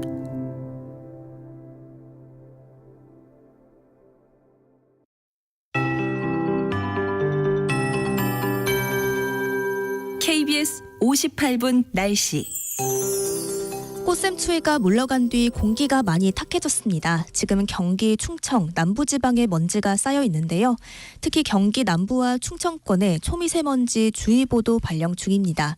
내일 오전까지 공기가 답답하겠고 이후 전국에 비가 내리며 먼지가 옅어질 전망입니다. 제주도에 내리는 비가 차츰 전라권과 경남으로 확대하겠습니다. 밤사이 그 밖에 남부와 충청권 남부로 확대한 뒤 내일 오후부터 전국에 비가 내릴 텐데요. 강원 영동과 경북, 충북, 제주도는 주 중반까지 이어지는 가운데 동해안과 산지 쪽의 폭설이 제주도에 강한 비바람이 집중되겠습니다. 경북 북동 산지에 1에서 5cm, 강원 산지에 최대 15cm의 많은 눈이 오겠습니다. 영동과 경북 산지를 중심으로 빙판길과 도로 살얼음에 주의하셔야겠고요. 제주도는 최대 60에서 제주 산지에 80mm 이상, 남해안에 10에서 30mm의 비가 내리겠습니다. 바람도 강해서 제주도와 남해안, 경상권 해안에 강풍특보가 내려지고 바다의 물결도 매우 높게 일겠습니다. 내일 아침 기온은 서울이 4도 등 오늘보다 3도에서 6도 정도 높겠습니다. 한낮엔 서울과 부산이 11도까지 크게 오르겠습니다. 지금 서울의 기온 10도입니다. 박다우입니다.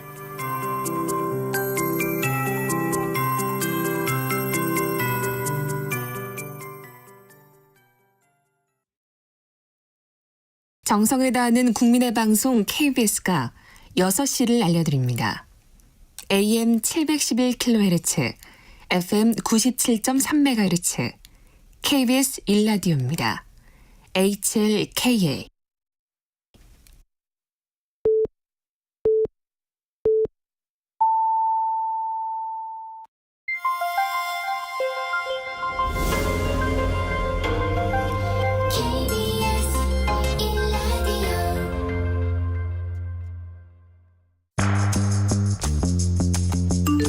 여러분은 지금 퇴근길 시사편지 한 장, KBS 1라디오 뉴스레터 K를 듣고 계십니다.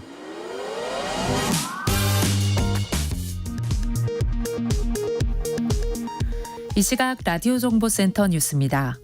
윤석열 대통령이 대구를 방문해 대구에서 혁명적인 변화가 일어날 수 있도록 과감한 지원을 펼치겠다며 대구 경북 통합 신공항 건설을 차질 없이 추진하겠다고 밝혔습니다. 윤석열 대통령의 부인 김건희 여사의 연루 의혹이 제기된 도이치모터스 주가 조작 사건의 2심 재판이 총선 이후로 미뤄져 석 달 이상 재판 공백이 발생하게 됐습니다. 윤석열 검찰총장 찍어내기 감찰 의혹 과정에 관여했다는 의혹을 받는 박은정 광주지검 중요경제범죄조사단 부장검사에게 해임 징계가 내려졌습니다. 박 부장검사는 보복 징계는 결국 법원에서 취소될 것이라며 반발했습니다. 2021년 대선 당시 이재명 더불어민주당 후보 공약 수립을 불법 지원한 의혹으로 해임된 국방부 산하 한국국방연구원 김윤태 원장에 대한 해임 처분의 효력이 정지됐습니다. 더불어민주당을 탈당한 김영주 의원이 오늘 국민의힘에 입당했습니다. 민주당에서 공천 배제된 뒤 탈당 여부에 관심이 집중됐던 임종석 전 대통령 비서실장은 당의 결정을 수용한다고 밝혔습니다. 지금까지 라디오 정보센터 뉴스 편유희였습니다.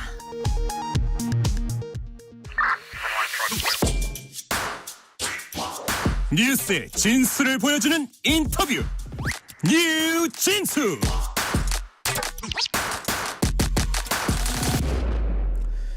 뉴스의 진수를 보여주는 인터뷰 뉴진수.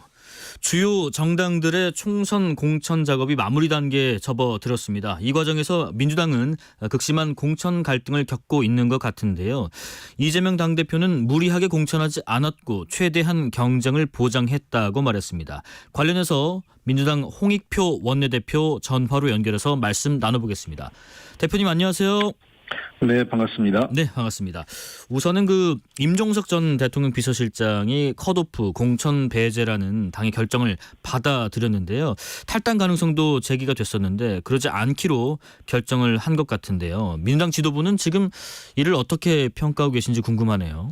네, 굉장히 어려운 결정이었고 본인으로서는 굉장히 이 상황 자체가 수용할 수 없는 그런 여러 가지 어려움이 있었음에도 불구하고 네. 대국적으로 이 상황에 대해서 수용해 준 것에 대해서 굉장히 감사드리고 있습니다.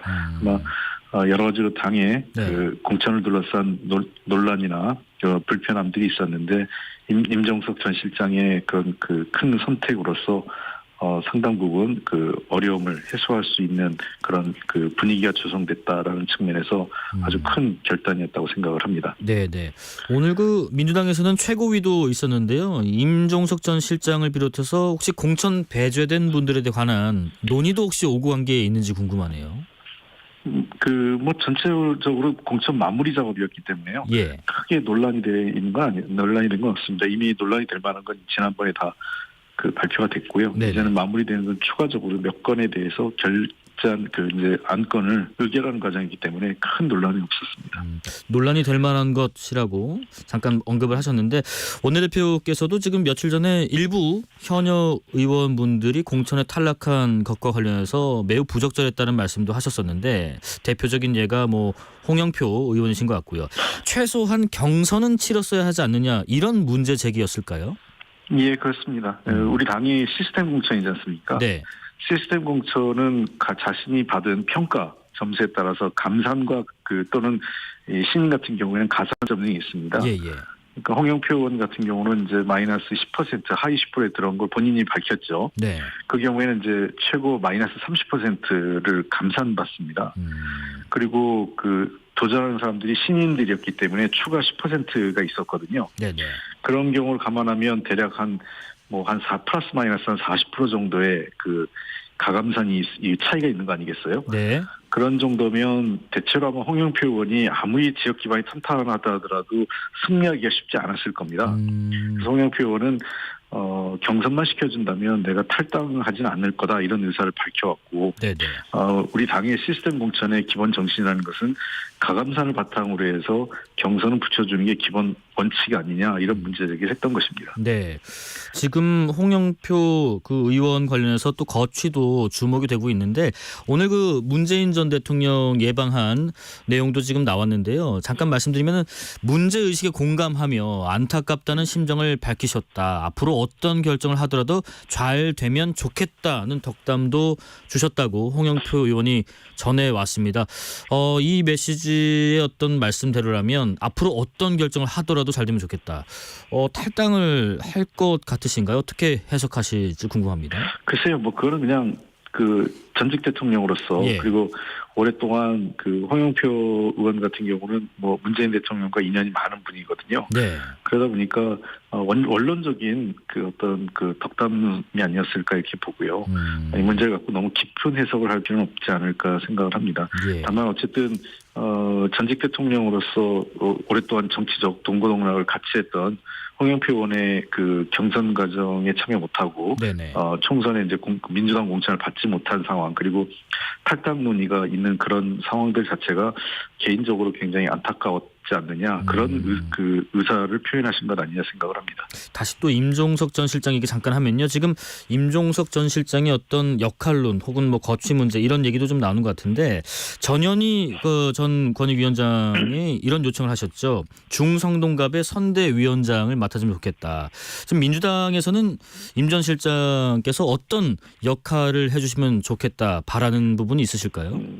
아직 구체적으로 그런 논의는 할 수 있는 상황은 아니라고 생각을 합니다. 네. 여러 가지 아직은 서로 간에 정리해야 될 어떤 여러 가지 상황도 존재하고 있고 임종석 실장도 자신의 정치적 어떤 진로에 대한 고민을 할 상황이기 때문에 지금 이 상황에서 무엇을 해달라 이렇게 요구하는 것 자체는 조금은 좀 너무 인간적으로 좀 비정해 보입니다. 그래서 조금 시간이 좀 필요하고 다만 당의 입장을 수용했다라는 측면을 감안하면 좀 더 어쨌든 지금 가장 중요한 것은 민주당이 조금 더 나은 성적을 총선에서 거두고 윤석열 정부의 독선과 이 어떤 실정을 우리가 막아야 되는 큰 역사적 과제가 있다는 측면에서 그런 측면에서 어떻게 힘을 같이 모으고 어떻게 하는 것이 좋을까에 대한 고민은 함께 상의해 가면서 적절한 역할이나 또는 필요한 일을 찾아가지 않을까 생각됩니다. 지금 당장 어떤 것을 얘기하는 것은 조금 더 너무 우리 입장만 생각하는 것 같다 생각을 합니다. 네, 어떤 인간적인 도의적 측면도 좀 고려를 해야 된다는 말씀이신 것 같고요. 네. 지금 임 전 실장께서 출마하려 했던 곳이 전략 공천 대상으로 지정이 됐는데 당 공관위 측에서는요. 전략 공천 지역을 콕 집어서 공천을 요구하는 거는 절차상 하자가 있고 또 특혜로 비춰줄 수 있다라는 이유를 들어서 배제 결정을 내린 것 같은데 혹시 이 문제와 관련해서 임 전 실장과 사전에 협의가 된 부분이 있는지도 궁금해요. 저하고 뭐 특별하게 협의한 내용은 없었어요. 뭐 저는 아시다시피 지난 2022년 7월에 네. 성동을 떠났고 성동을 떠나서 서초울로 지역을 옮긴 상태였고 네네. 뭐 사실 뭐 제가 알기에는 임 전 실장이 꼭 당초에는 네네. 성동만을 고집하지는 않았던 여러 가지 그 다양한 가능성을 열어놓고 당에게 내가 어디로 어떤 역할을 하면 좋을지에 대해서 그 당의 입장을 좀 여러 차례 문의를 했는데 네네. 그에 대해서 책임 있는 답변이 가지 않으면서 좀 더 일이 꼬였던 것 아닌가. 전체적으로 마치 이제 임종석 실장이 난 성동 아니면 아무데도 안 가. 처음부터 애초에 그런 입장은 아니었다. 이런 과정적이 있습니다. 뭐 자세한 내용을 여기서 다 밝히긴 좀 그렇지만 네네. 어쨌든 그 과정 자체가 매끄럽지 못하면서 서로 간에 약간 오해나 불편함이 증폭되는 그런 과정이 있었지 않냐 생각을 합니다. 그럼 홍 대표님께서는 혹시 사전에 협의는 없으셨지만은 공천 배제 결정 내려진 직후에는 혹시 임 전 실장과 통화를 하셨거나 만나서 말씀 나누신 게 있으실지요? 통화는 뭐 했었죠. 통화는 했고 네. 뭐 여러 가지 어떤 아쉬움이나 또는 제 나름대로의 의견도 전달을 했고 임종석 실장 입장도 듣고 해서 어쨌든 저는 임종석 실장이 지금 당의 입장을 수용하고 대국적으로 본인이 결정해 준 거에 대해서는 상당히 감사하다 이런 입장을 갖고 있습니다. 예. 그리고 지금 민주당을 탈당하고 국민의힘으로 입당한 김영주 국회 부회장 얘기 잠깐 해보면요. 이상민 의원에 이어서 현역으로는 두 번째로 국민의힘에 입당을 하셨고요. 여기에 지금 새로운 미래에서 적극적으로 설득하는 것으로 알려져 있는 서른 의원님, 잠깐 말씀 나온 홍영표 의원님도 있습니다만은 공천 과정의 원심력이 좀 커지는 양상인가 이런 평가에 대해서는 혹시 어떤 의견이세요?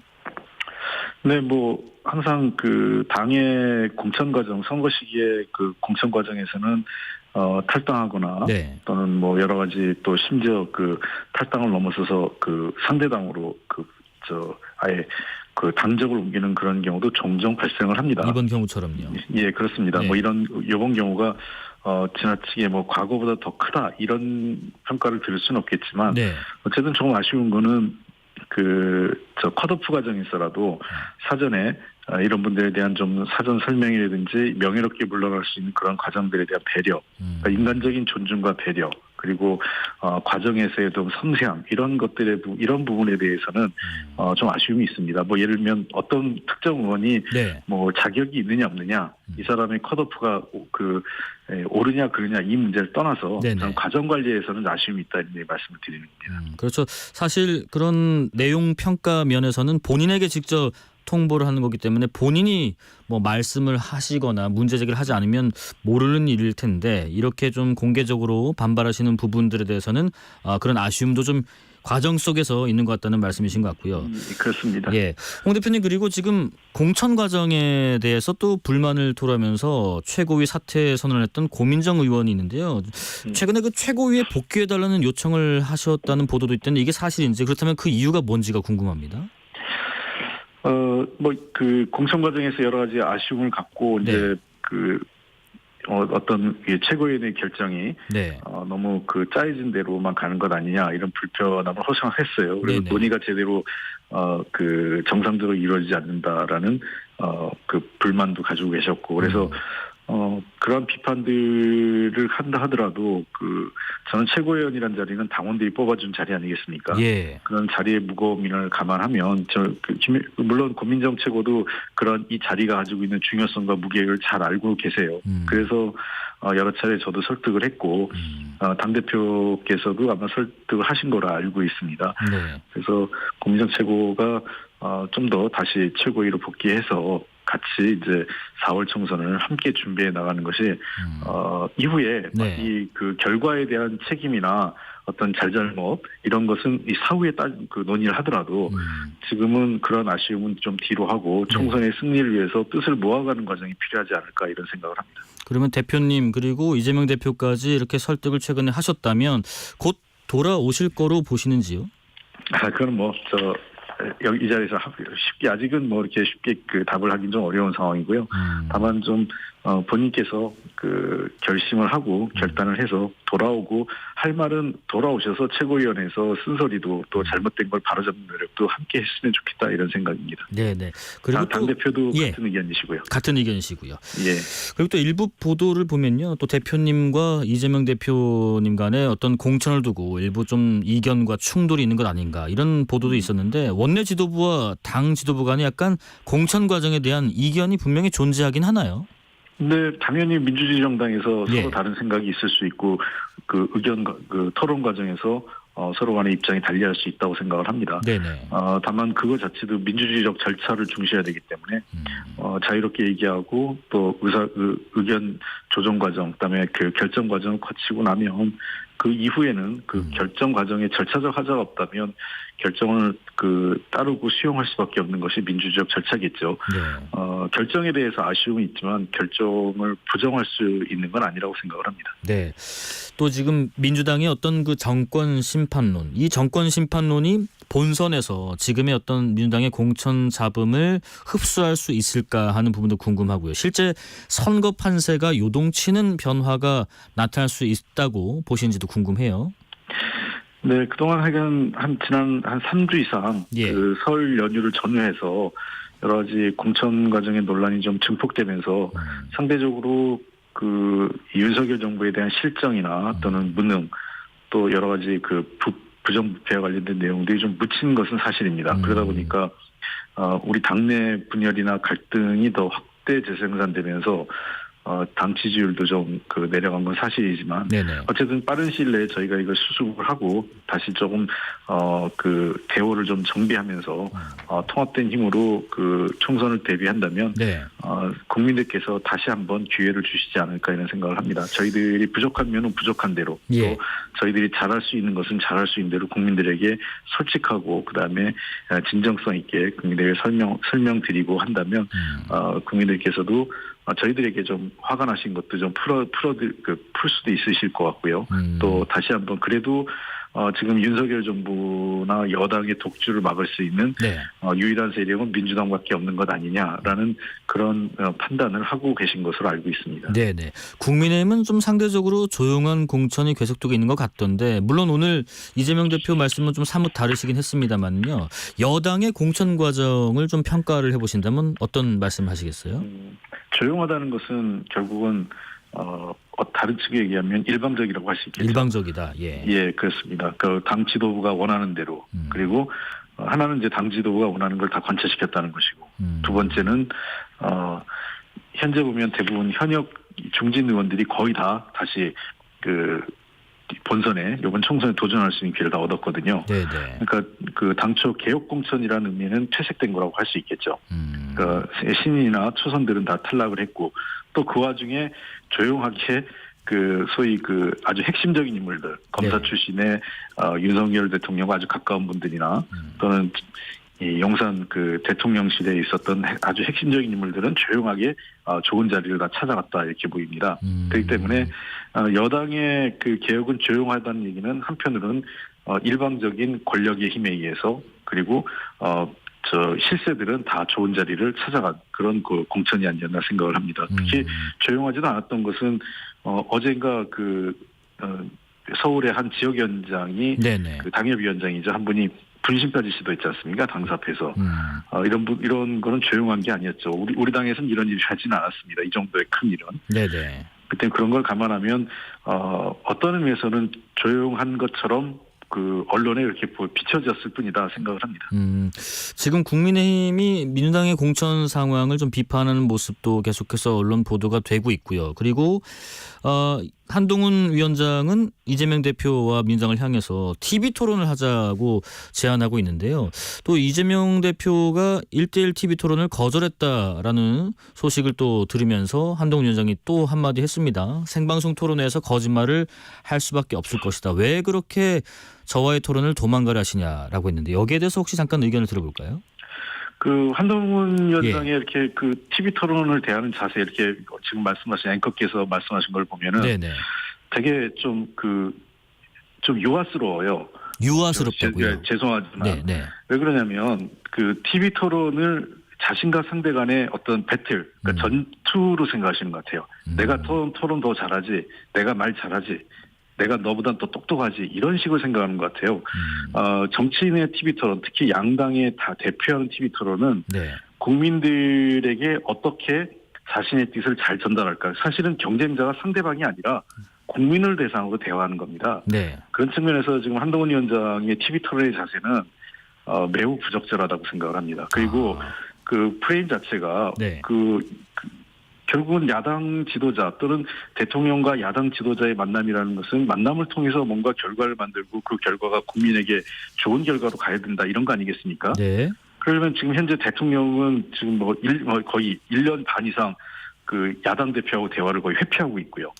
그리고 대신 그냥 그 여야 대표들끼리 만나서 뭐 TV 토론을 하자 이렇게 얘기하는 것은 현재 절차를 전혀 지금 그 히스토리, 그러니까 역사적 지금까지의 여야 간의 당대표와 대통령 간의 대화 과정에 대한 걸 다 무시하고 네. 그냥 총선을 앞두고 토론 배틀을 하자 이런 얘기는 저희가 무슨 대학생들 토론 동아리 모임도 아니잖아요. 정당들이요. 예. 그러니까 지금 대하는 태도가 저기는 그냥 토론 동아리에서 그 누가 이기고 지는 거에만 관심이 있는 그런 게 아니라 요즘 대학생들도 토론 배틀을 통해서 얼마나 긍정적인 걸 내려고 노력합니까? 네네. 우리 청년 대학생들도 굉장히 긍정적이고 좋은 걸 하는데 아주 그 나쁜 측면에서 이걸 그냥 배틀로만 대하는 것은 굉장히 이 토론 자체를 매우 유아스럽게 보는 거 아니냐 하는 아쉬움이 있습니다. 지금 한동훈 대표 비대위원장께서 네. 토론을 상대를 이기려고 하지 말고 국민에게 나를 어떻게 보여주고 국민이 원하는 걸 뭔가를 도리어 해소하고 국민의 목소리를 듣는 자리로 봤으면 좋겠다고 제가 한 말씀 드리고 싶습니다. 예.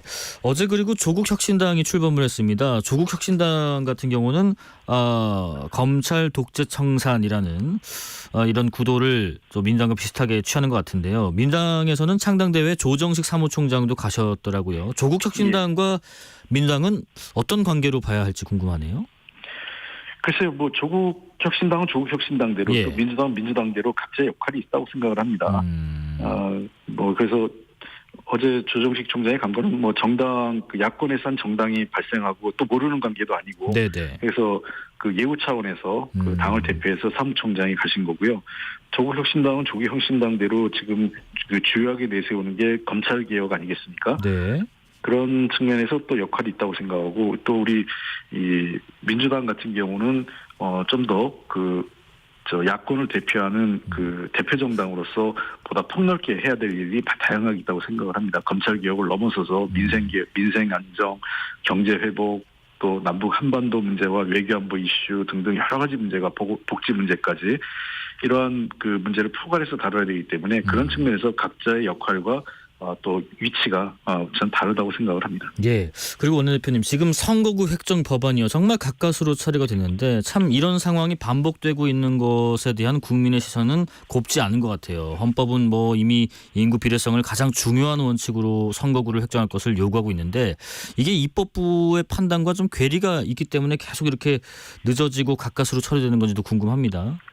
네, 이게 한 가지는 국회 책임이 있고 또 한 가지는 좀 우리 그 사법부가 헌법재판소 등이 좀 더 달리 판단해야 되지 않을까 이런 생각이 있습니다. 왜냐하면 말씀하신 대로 선거구 획정과 관련돼서는 지금 계속 그 원래된 예정일을 넘기고 있지 않습니까? 국회에서요. 네. 그래서 좀 더 그렇게 넘길 수 없도록 절차 과정을 법으로 좀 강력하게 해야 된다고 생각을 합니다. 그래서 유불리나 또는 이런 그 국회에 와서 지나치게 각 자당의 그 당리당략에 따라서 선거법이 이렇게 훼손되지 않도록 또 선거구 획정이 훼손되지 않도록 하는 절차적 과정을 좀 더 강화해야 될 필요성이 저도 전적으로 동의하고 이번 과정에서도 그 책임을 통감하고 있습니다. 아울러서 그러나 지금 우리가 지난 헌법재판소에서 선거구 획정 기준을 인구 기준만 해서 2대1로 했지 않습니까? 이것은 최근에 우리나라에서 인구 소멸이라든지 또는 지역 간 인구 격차 이런 문제들을 전혀 반영하지 않고 있는 것 아니냐. 지금 외국에서도 선거구를 정할 때 인구 플러스 지역의 그 선거구의 크기죠. 지역의 규모 이런 것들을 균형 있게 고려하고 있거든요. 그런 측면에서 헌법재판소가 지금 우리 현재 그런 상황을 반영해서 좀 다른 규정을 함께 고려하는 기존의 헌법재판소의 판례보다 넘어서는 좀 더 개선된 판례를 만들 필요가 있지 않을까 하는 고민이 있습니다. 안 그러면 지금 가뜩이나 수도권 집중인데 국회의원에 자칫하면 이 300석 중에 뭐 거의 200석이 수도권에만 있을 상황이 돼요. 갈수록요. 그러니까 그런 것은 당연히 국가 균형 발전 차원에서 지금 이 경제뿐만 아니라 정치의 수도권 집중도 문제 아니겠습니까? 그런 측면을 감안할 때 이 헌법재판소가 기존의 인구만을 기준 인구 2대1만을 기준으로 한 어떤 너무 엄격한 판정에 대해서 좀 더 달리 해석할 수 있는 그런 노력이 헌법에 맞춰서 다른 해석을 좀 이 판례를 만들어야 될 필요가 있지 않을까 하고 저는 헌법재판소에게 제안을 드리고 싶습니다. 입법기관뿐만 아니라 사법기관의 어떤 현실에 맞는 전향적인 자세도 필요한다는 말씀이신 것 같고요. 대표님 마지막으로 현재 상황에서 민주당이 잡고 있는 이번 선거의 목표 의석은 어느 정도나 될지도 궁금하고요. 이렇게 되기 위해서 어떤 조건들이 좀 선결돼야 할지도 궁금하네요. 글쎄요, 지금 목표 의석을 말씀드리기에는 상황이 이렇게 간단치는 않습니다. 그저 저 입장에서는 단 한 석이라도 더 얻고 싶다. 이런 말씀을 하고 싶고요. 특히 국민의힘보다 조금 한 석이라도 더 얻고 싶다. 이런 말씀을 드리고 싶고요. 그러기 위해서는 결국은 국민이 지금 원하시는 게 뭐냐 하는 문제인데 국민은 지금 가장 힘들어하는 게 경제와 민생이라고 생각을 합니다. 결국은 경제와 민생이 국민들의 삶이 높은 물가, 인플레이죠. 그다음에 물가 상승률과 높은 금리 또 일자리 등등으로 어려움을 겪고 있기 때문에 이러한 문제를 해결할 수 있는 역량 있는 정당, 정치 세력이 누구냐를 좀 보여주는 게 필요하다고 생각을 하고요. 국민들께 이번에 경제 실패, 민생 파탄의 책임을 이번 선거에서 분명히 물어야 이런 정책 기조가 바뀝니다. 안 그러면 만약에 이 기조를 바꾸지 않는다면 현재와 같은 어려운 경제 상황이라든지 민생 파탄이 지속될 수 있기 때문에 국민의 삶이 어렵다면 새로운 선택, 뭔가 바꾸려고 하는 선택을 해주셔야 되지 않을까 하는 것을 국민들께 호소하고요. 저희가 좀 더 역량 있는 책임질 수 있는 경제와 민생을 책임질 수 있는 정책 역량을 좀 보여주는 것과 함께 선거는 결국 국민의 마음을 얻는 거기 때문에 저희가 좀 더 겸손하고 낮은 자세로 국민들께 다가가도록 노력하겠습니다. 여기까지 말씀 듣겠습니다. 지금까지 민주당 홍익표 원내대표였습니다. 고맙습니다. 감사합니다. 실시간 교통정보 알아보겠습니다. 교통정보센터 유하영 리포터 나와주세요. 네, 이 시각 교통정보입니다. 오늘 퇴근길 상황이 많이 어렵진 않습니다. 이 시각 서울 시내에서는 강변북로 일산 방향 원효대교에서 월드컵대교까지 막히고요. 올림픽대로 공항 쪽으로 여의하류에서 가양대교까지 밀립니다. 15분 정도 걸리겠습니다. 고속도로는 수도권 제일순환고속도로 일산에서 판교 방향 노오지 분기점에서 송내까지 밀리고요. 판교에서 구리 쪽으론 하남 분기점에서 구리 남양주 요금소까지 막힙니다. 제2경인고속도로 인천 방향 일직 분기점에서 광명까지 밀리고요. 더 가서 남동에서 주춤합니다. 서해안고속도로 서울 쪽으로 매송에서 팔곡터널까지 막히고 일직 분기점에서 금천까지 정체입니다. 남해고속도로 부산 방향은 창원 분기점 갓길에서 사고 처리하고 있습니다. KBS 교통정보센터였습니다.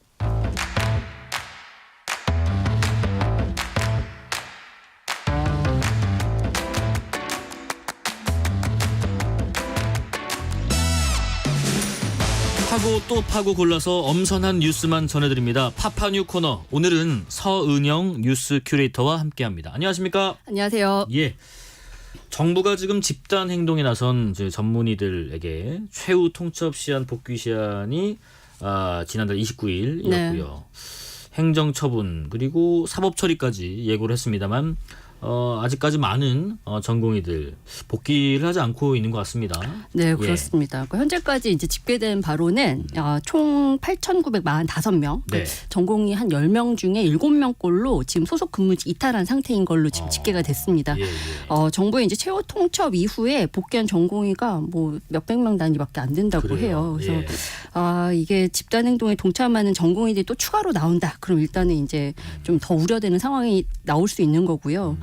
복지부는 일단 현장 점검 통해서 업무 개시 명령을 받고도 현장 이탈 계속했던 이제 전공의들 중심으로 그게 한 7,800여 명 된다고 하는데 이들 중심으로 해서 복귀 여부를 마지막으로 일단 확인하는 절차에 지금 오늘부터 착수를 했고요. 내일까지 이제 행정 절차를 좀 이제 진행을 하는데 만약에 이제 그때까지도 복귀하지 않는 것으로 확인이 됐다. 면허가 어떻게 되나요, 그러면? 네, 그럼 그때부터는 면허 정지 절차의 대상자로 분류가 되는 겁니다. 그렇다고 뭐 다 면허 정지 처분 받을 수밖에 없다, 뭐 이런 것은 아니고요. 일단은 사전 통지를 먼저 하고요. 그리고 의견 진술 기회를 줍니다. 그리고 나서 이탈의 사유가 합당하지 않다 이렇게 판단이 되면 그때 행정처분에 들어가게 되는 겁니다. 지금 뭐 집계된 것만 한 8,000명 정도 넘는 분들이 이제 전공의 근무지를 이탈을 했고 복귀는 뭐 수백 명 정도에 그치고 있다고 말씀하셨는데 지금 전공의도 전공이지만 또 지금 인턴 포함해서 전임의들까지도 이 집단 행동에 동참할 가능성도 있다 얘기 나오는데 어떻습니까? 네, 그렇습니다. 그러니까 지금 이제 2월 말 3월 초가 이제 딱 계약을 하는 시점이에요. 그러니까 그래요? 인턴들 같은 경우는 이제 처음으로 이제 이 기관 배정을 받아서 이제 거기에 이제 처음 이제 신규 계약을 해서 임용이 되는 시점이고 기존에 이제 근무를 하던 이제 우리가 보통 펠로 선생님들이라고 많이 부르는데 전임의들. 그러니까 뭐라고 설명드리면 좋으냐면 인턴 레지던트 과정 다 마치고 이제 전문의 과정까지 가신 분들 이분들 같은 경우에 지금 이제 거의 의료 공백을 다 메우고 있는 상황이었거든요. 그러니까 교수님들이랑 이제 전임의들이 거의 지금 이제 이 전공의들이 떠나간 빈자리를 채우고 있는 상황이었는데 전임의들 같은 경우에도 지금이 재계약 시점입니다. 그런데 만약에 이 계약을 안 하면 그냥 고스란히 그게 또 다시 공백이 되는 상황이거든요. 그렇겠네요. 근데 지금 문제는 지방 병원들 중심으로 해서 지금 이제 재계약이 되지 않거나 아예 신규 계약이 안 되는 사례들이 좀 계속 나오고 있는데 가령 지금 이제 당초 계약 갱신에 따라서 레지던트 1년 차로 임용 예정이었던 뭐 인턴이나 뭐 인턴으로 임용돼야 할 의대 졸업생들이 오늘부터 근무 시작해야 되지만 지방 중심으로 해서 계약 연장되지 않은 사례들이 지금 계속 보고가 되고 있습니다. 그렇군요. 가령 전남대병원 같은 경우에는 52명이 이제 신규 전임의 임용 대상자였는데 지금 절반 정도가 최종 임용 포기했다고 지금 보도가 나오고 있고요. 서울 같은 경우에는 사실 좀 이런 사례에서 좀 거리가 멀다고 생각했는데 빅5 병원 중에서도 지금 서울 성모병원 같은 경우에는 계약 예정이었던 전임의 절반 정도가 지금 들어오지 않았다고 좀 보고가 되고 있거든요. 그럼 지금 전공의들의 이탈이 이렇게 수가 많고 여기다가 전임의들까지 이탈을 하게 되면 병원은 부담이 더 커질 수밖에 없네요. 남아있는 분들이. 그렇습니다. 그러니까 아무래도 지금 이제 병원에는 그러면 교수들하고 간호 인력만 남게 되는 상황이 되는 거예요. 근데 지금 가뜩이나 지금 오랜 기간 동안 교수들이 지금 이제 공백을 메우면서 이 업무를 수행해 왔는데 당연히 피로도가 올라갈 수밖에 없고요. 수용 가능한 뭐 수술 환자 수, 입원 환자 수 더 줄어들 수밖에 없습니다. 그러니까 당연히 의료 공백 상태는 더 심각해질 수밖에 없겠죠. 지금 이런 가운데서 또 교수분 가운데서도 오늘 뭐 사직하는 사례도 있었다라고 나오는데 의료 공백이 계속해서 심화하는 모양새인 것 같습니다. 이 소식은 뭐 저희가 계속해서 쭉 따라가 보고요. 오늘 헌법재판소에서 근로시간 주 52시간 상한제가 헌법에 어긋나는지에 대한 판단이 나왔는데 이게 결과가 재판관 전원일치로 기본권 침해 아니다 이런 결정이네요. 이게 참 이 판단이 나오기까지 굉장히 오랜 시간이 걸린 사건입니다. 그러니까 이게 이번 심리가 5년 전에 이제 일부 사업주들이랑 이제 노동자들로 구성된 16명이 헌법 소원을 제기한 거예요. 그래서 이제 당시 이들 주장이 뭐였냐면 주 52시간 제도로 노동자의 임금은 줄어들고 또 이 사용자는 사업에 타격을 받을 수밖에 없다. 이것은 이제 헌법상의 계약의 자유도 침해되는 거고 직업의 자유도 침해되는 거다. 내가 일을 더 해서 돈을 더 벌고 싶은 사람도 있을 수 있고 그다음에 사업주 입장에서는 아니 내가 더 주고 더 일을 시킬 수 있는 것이고 유연하게 상황에 맞게 그런 주장이 있었죠. 그렇죠. 근데 그 이후에 이제 5년 가까이 심리가 진행이 됐는데요. 결국에는 이제 주 52시간 상한제가 헌법상의 기본권을 침해하지 않는다. 이런 판단이 나온 것이고요. 이제 어떤 취지였냐면 근로자 근로자에게 이 휴식 시간을 보장하고 네네. 근로자의 건강과 안전을 보호하는 차원에서 이 법이 필요하고 그래서 헌법에 위배되지 않는다라는 판결이 나온 겁니다. 정부에서도 그 지난해인가요? 연장 근로제도를 좀 유연화해야 된다. 뭐 이런 네. 주장도 있었고 또 추진도 일부 있었는데 이거는 어떻게 됐나요? 이게 당시에 굉장히 여론의 문매를 받고 예. 결국에는 이제 좀 사그라들 그 이야기가 이제 사실 이제 수면 밑으로 들어가 버렸는데 네네. 당시에 이제 이 프레임이 주 69시간 이 69시간 근로제 하자는 얘기냐 뭐 이렇게 좀 흘러가면서 네네. 사실 좀 여론이 상당히 안 좋았습니다. 근데 당시에 이제 정부는 이게 정년 연장 문제랑 같이 이게 굉장히 중요한 노동 현안 중에 하나였어요. 그러니까 네. 주 52시간을 좀 더 유연화시키자라는 것이 그게 왜 그런 이 논의가 시작이 됐었냐면 이제 사업체마다 업종마다 사정이 너무 다르다. 그렇죠. 그런데 어떻게 이거를 무자르듯이 일률적으로 이제 최대 근로 시간을 정해서 똑같이 다 적용을 하냐? 뭐 이거 어떤 강제하는 데는 것이 우리는 맞지 않다. 주 단위로 네. 끊는 게 적합한 업종도 있을 수 있고 어떤 데는 월 단위로 끊는 게 적합한 업종이 있을 수 있고 뭐 그런 얘기도 있었잖아요. 그렇죠. 그러니까 가령 뭐 IT 개발을 하신다 뭐 이러면 막 이제 그 단시간에 프로젝트가 있을 때 막 예. 몰아서 업무를 하기도 하고 네네. 그 뭐 일이 없을 때는 좀 쉬기도 하고 뭐 이렇게 가는 이제 사업장들도 있잖아요. 네네. 근데 이런 것들까지 다 이게 담아낼 수가 없다라는 취지였어요. 네. 그런데 이제 근로시간 운용을 그래서 결국에는 어떻게 주 단위 말고 월 단위로 해서 좀 더 탄력적으로 운용할 수 있게 해보자라는 취지였는데 이제 그 당시에 이제 제가 아까 말씀드렸듯이 주 69시간 요 프레임에 갇혀버리면서 결국에 이제 그 논의가 좀 더 진척이 없었습니다. 네네. 근데 아마 올해도 좀 이거에 대한 논의는 계속 이어나갈 의지가 정부에 분명히 있는 것으로는 보이는데 헌재가 일단은 이제 이렇게 탄력적으로 좀 운영하는 게 좋지 않겠어요? 이런 의견에 대해서도 이번에 좀 답이 될 만한 이야기를 좀 내놨어요. 그러니까 어떤 내용이었냐면 예. 우리나라의 현실을 고려할 때 이 사용자와 근로자의 자율적 합의에만 맡겨둬서는 장시간 노동의 문제가 쉽게 해결될 수 없다.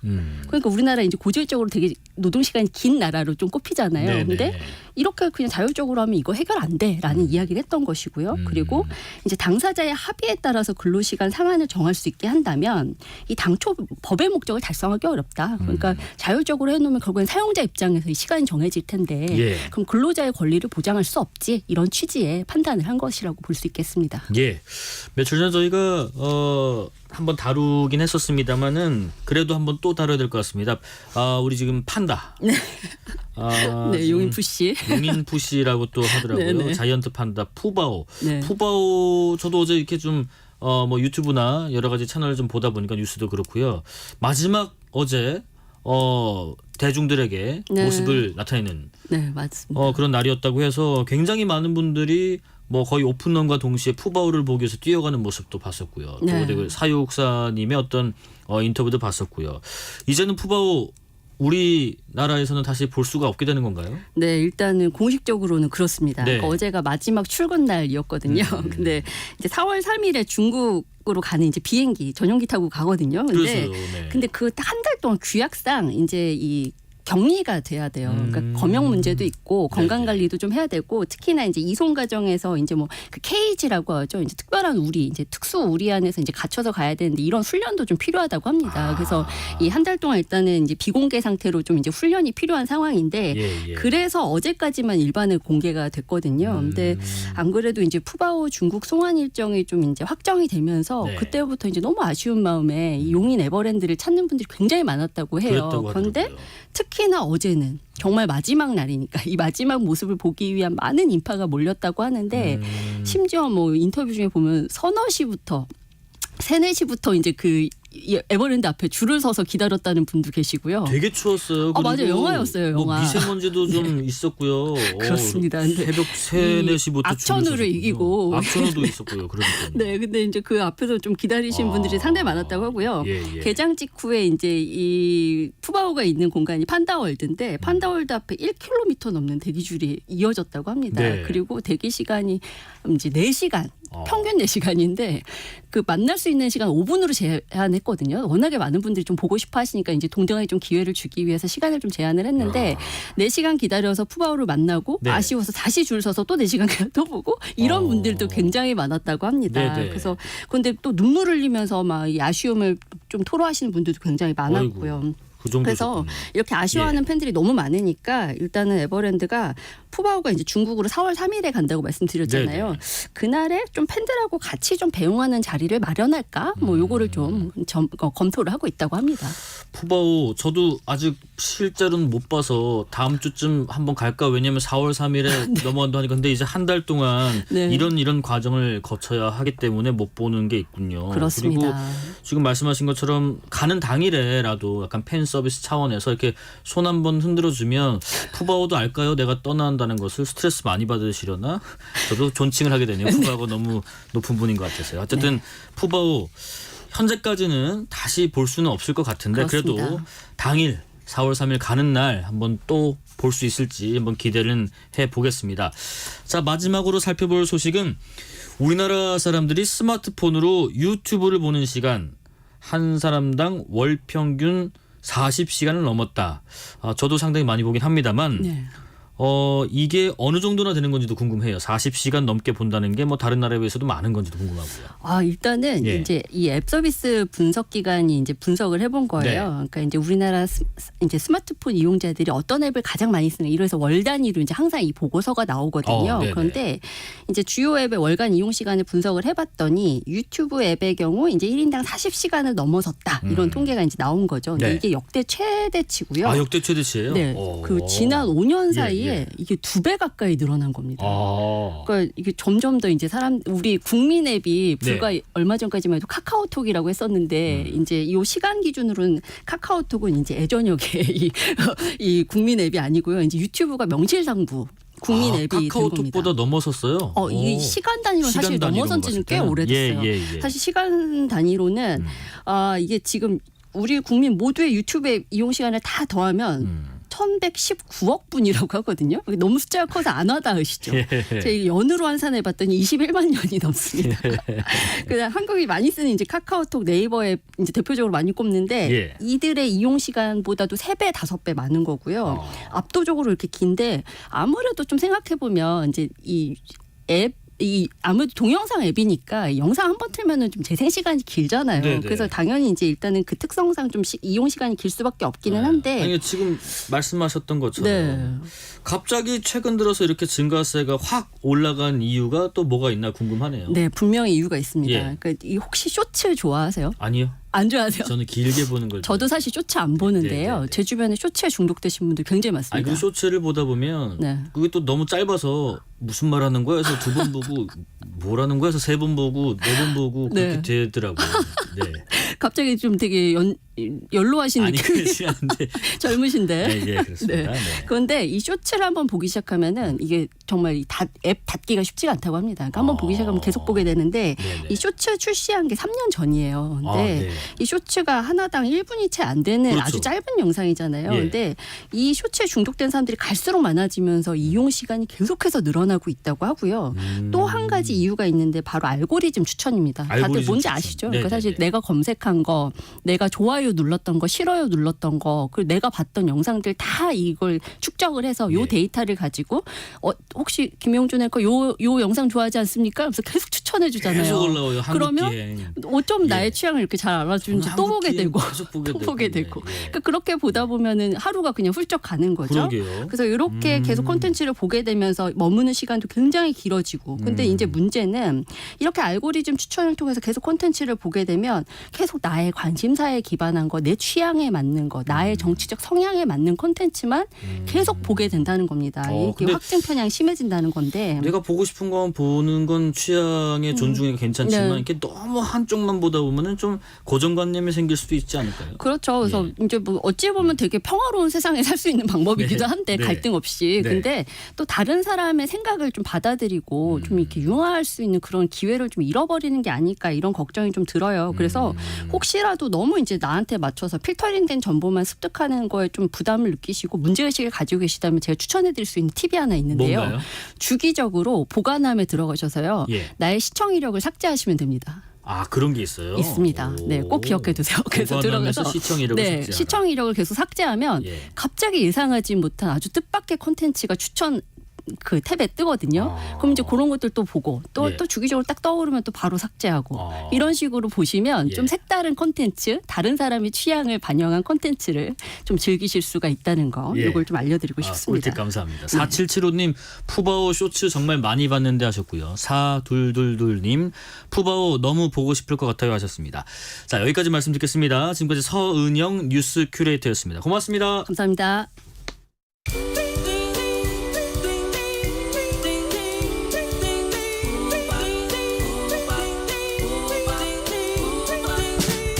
오늘 하루 뉴스를 정리해주는 다정한 편지 한 통. KBS 1라디오 뉴스레터 K.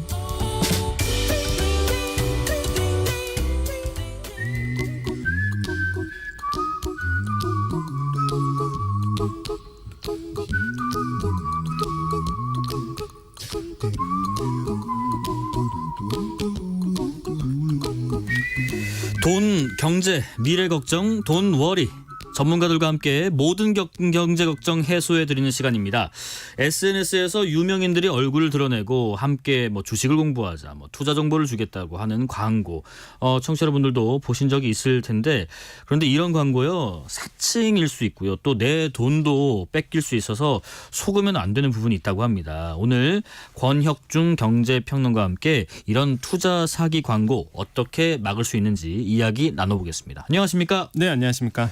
저도 이런 것들 막 뜬 적이 있는 기억이 나네요. 지금 그러니까 지난해부터인가요? 특히나 그 분야를 안 가리고 각종 유명인들을 사칭해서 주식 투자를 권유하는 광고 이런 게 SNS에 상당히 많이 등장하고 있다고 하는데 지금 실태가 어떤 정도인가요?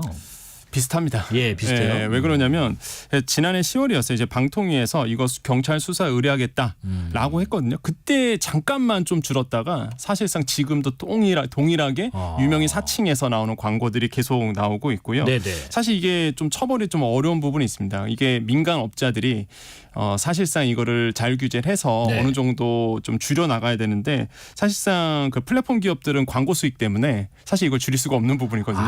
그러다 보니까 이게 계속적으로 줄지 않고 있는 부분.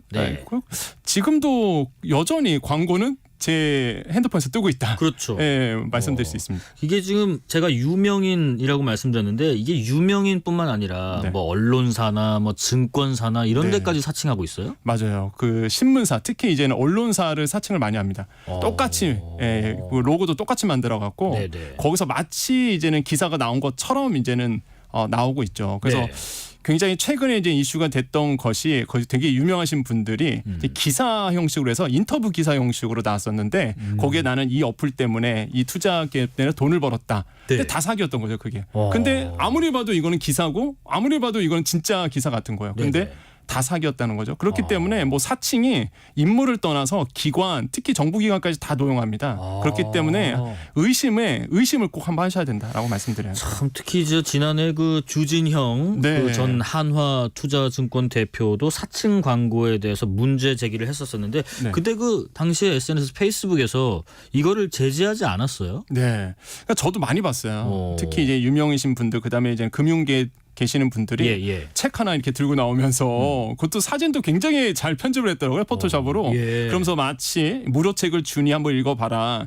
막상 거기에 클릭을 하게 되면 진짜 전자책이라는 거 무료책을 줍니다. 근데 그것도 다 가짜인 거고요. 그러니까 결국에는 이제는 사기를 하기 위한 사전 작업으로 대부분의 이렇게 광고가 되고 실제 이게 좀 검열의 위험성이 사실 있긴 있습니다. 왜냐하면 모든 광고에 대해서 이 부분에 대해서 차단한다 그러면 이미 2008년도에 헌법재판소에서 방송광고 사전심의에 대해서 위헌 결정을 내렸어요. 그다음에 2015년도에는 이제는 의료광고 사전심의 제도에 대해서 위헌 결정이 나왔습니다. 그러니까 자율심의가 그래서 되고 있거든요. 근데 자율심의라는 게 사실상 말 그대로 자율이잖아요. 자율이다 보니까 해도 그만 안 해도 그만. 애매하거든요. 사실 기율이. 그러다 보니까 이런 말 그대로 이제 불법적인 광고들, 사칭 광고들이 활기를 치고 있고 저는 최근에 노벨상감 광고를 봤어요. 이 약을 먹으면 혈당이 무조건 내려가고 몸도 건강해지고요. 그래서 저는 보면서 이거는 노벨상감 아니야? 근데 그게 버젓이 이제는 유튜브라든지 뉴 미디어 매체를 통해서 광고가 되고 있다는 거죠. 마찬가지로 유명인들 얼굴까지 나오면서 이제 이거에 대해서 투자 사기가 이루어지고 있습니다. 최근에 아시잖아요. 조인성이라든지 송혜교 얼굴이 나와서 알고 보니까 가짜 영상이었다잖아요. AR을 통한. 그러다 보니까 사실상 교묘하게 속일 수밖에 없는 부분이에요. 그래서 다 불법적인 광고들이 너무 활기를 치고 있어서 정말로 이제 선의의 피해자들이 많이 나오고 있다라고 생각을 아니 합니다. 그 평론가님께서도 저희 매체도 그렇지만은 여러 방송이나 인터뷰도 하셨고 그러다 보니까 어떻게 보면은 이렇게 얼굴 나오고 뭐 이렇게 펜 하나 들고 있는 사진 도용해서 이런 피해를 입으셨을 것 같기도 한데 그런 혹시 사례 있으세요? 있죠. 있으세요? 지금도 아마 그 카톡의 오픈 채팅방에 제가 그 유튜브 채널을 운영하고 있는데 한 구독자 한 16만 명 정도 되거든요. 그러니까 저를 사칭한 계정이 한 8개가 있었어요. 내가 계정을 아닌데. 사칭해서요. 네, 제 이름 얼굴까지 도용하고 그래서 지금도 있습니다. 예, 오픈 채팅방 가면 아직도 있거든요. 아니 그러면 바로 그거 수사 의뢰하셔야 되는 거 아니에요? 처벌해달라고? 근데 일단 제가 카톡 쪽에다가 계속 신고를 했어요. 신고를 했는데 안 없어지더라고요. 그러다가 작년도 아까 얘기했지만은 그 방통위에서 뭐 수사 의뢰하고 그때 막 이슈가 막 됐었거든요. 그럴 때 조금 지워지더라고요. 그래서 몇 개 지워졌는데 아직도 남아 있는 게 있어요. 지금도 남아 있습니다. 근데 재밌는 게 제가 이 방송 오기 전에 읽어봤어요. 그렇죠. 얼마나 남아 있나 했더니 거기서 어떤 얘기가 있냐면 이 채널이 진짜 채널이고 나머지 채널들은 다 사기니까 조심하라. 그 채널마저도? 그 차저마저 사기인데. 그래서 전 보면서 야 진짜 너무하다라는 생각이 들 정도로 아니 제가 이 정도면은 아까 뭐 말씀하셨던 주진영 전 하나투자증권 대표라든지 아니면은 뭐 유명인들 사칭 엄청 많거든요. 이런 분들은 오죽 답답할까라는 생각이 들어요. 그래서 사실상 이런 부분이 굉장히 좀 위험하다. 왜 그러냐면 사칭으로서 끝나지 않잖아요. 사칭하는 이유가 뭘까라고 본다 그러면 결국에는 이제 사기를 위한 전 단계거든요. 그렇기 때문에 이제는 막대한 그 재산상 피해를 입으시는 분들이 지금 막 쏟아져 나오고 있다.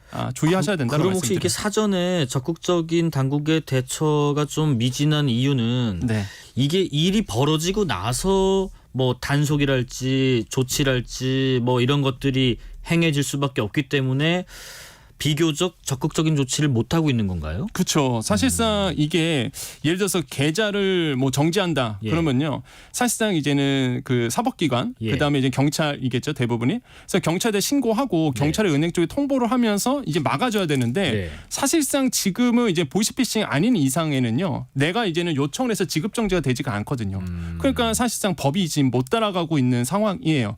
그런 부분 봤을 때 뭐 적극적으로 내가 나서준다 하더라도 내가 일단 돈을 보내고 나서는 뭐 막을 수 있는 길이 전혀 없다라는 거죠. 그렇기 때문에 아예 처음부터 이런 불법 사칭이라든지 아니면은 뭐 내가 내 소중한 재산을 옮겨갈 때는 항상 주의의 주의를 좀 당부할 수밖에 없다. 그래서 예방이 굉장히 중요하다라고 이제 말씀을 드립니다. 그러니까 이게 이런 사칭한 어떤 광고들이 주로 이제 리딩방에 들어오라 뭐 이런 식으로 선전을 하던데 리딩방이라는 게 무슨 뜻이고 어떻게 작동되는 건지 잠깐 설명해 주실까요? 그러니까 리딩방 그거예요. 리드 말 그대로 이제는 뭐 읽다라는 뜻도 있고요. 그 다음에 이제는 누구를 이끈다 이런 뜻도 있죠. 그러니까 무슨 얘기냐면 이제 종목을 읽어주고요. 그 다음에 종목을 추천해주고 그런 게 SNS 상에서 이루어진다. 이런 걸 이제 속칭 우리가 리딩방이라고 얘기하는데 대부분의 이런 리딩방이 대부분 사기이다라고 저는 그 단언컨대 말씀드립니다. 왜 그러냐면 유명이신 분들 그 다음에 권위 있는 분들은요 절대 리딩방을 하지가 않겠죠.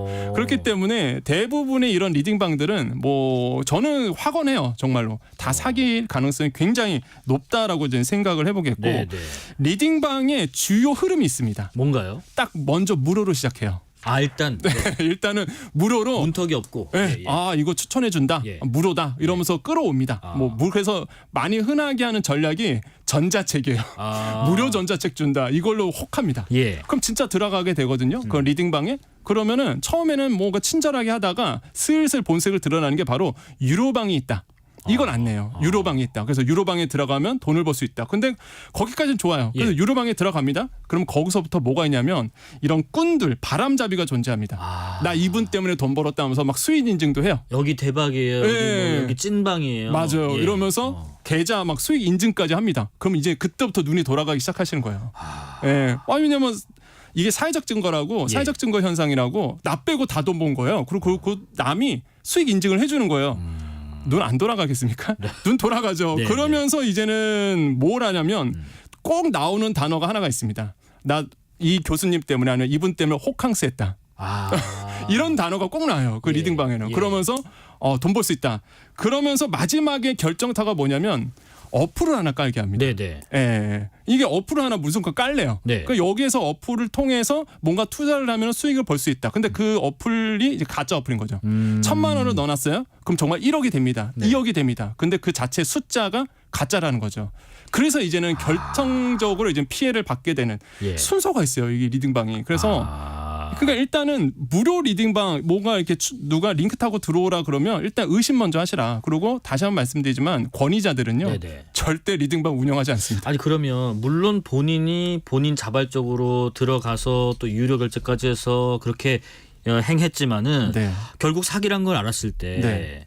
구제할 수 있는 방법이 혹시 있을까 궁금해요. 정말 없어요. 없어요. 아 이게 뭐 구제할 수 있는 방법이 있으면은 지금 뭐 많은 분들이 구제가 됐겠죠. 근데 아까도 말씀드렸지만은 이게 수사기관에 신고를 하게 돼도요. 일단은 대법원의 대포 통장을 이용하게 되고 그다음에 무엇보다 무엇보다 이제 계좌를 이제 정지를 시켜야 되는데 그 정지시키는 게 아까도 말씀드렸지만은 보이스피싱 같은 사기 범죄 같은 경우에는 이제 정지를 시킬 수가 있는데 네. 이 투자에 대해서는 아직도 이제 법이 못 따라가고 있습니다.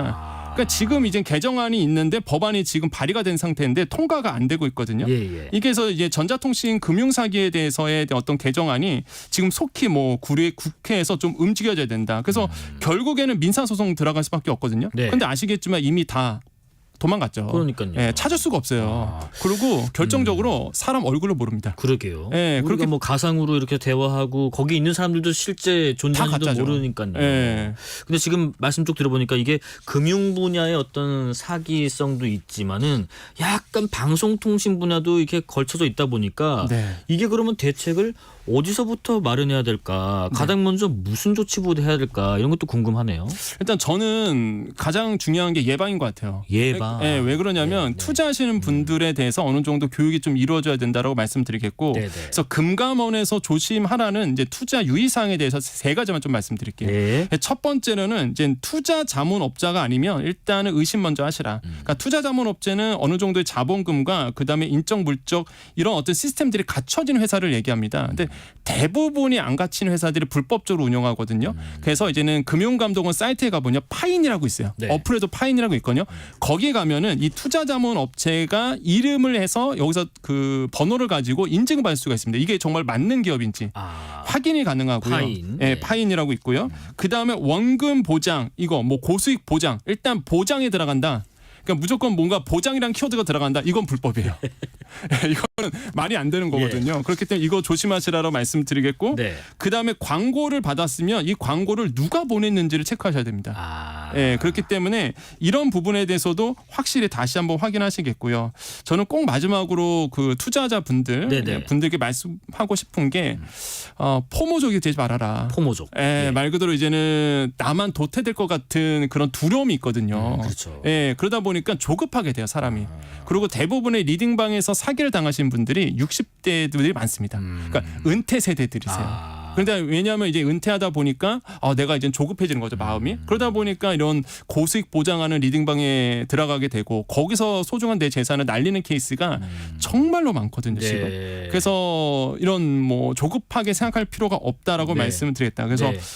공짜 돈은 없다. 네. 이렇게 좀 말씀드리고 싶어요. 보장이란 거 들어가면 일단 의심하십시오. 7591님 오늘 정보 정말 유익하네요. 항상 감사드립니다 하셨고요. 7319님 모 재벌 회장이 주식 광고하는 것도 본 적 있습니다 하셨고요.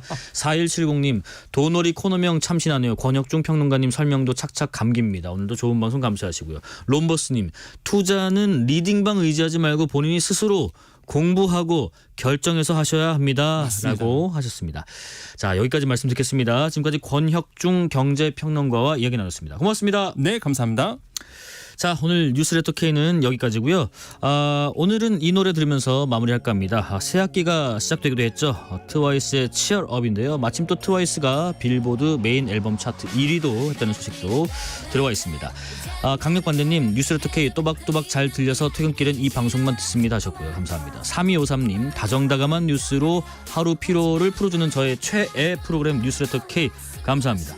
커피 쿠폰 받으실 분들 뉴스레터 K 홈페이지를 확인해 주시고요. 오늘도 여러분과 함께 세상을 읽어봤습니다. 지금까지 뉴스레터 K KBS 김용준이었습니다. 고맙습니다.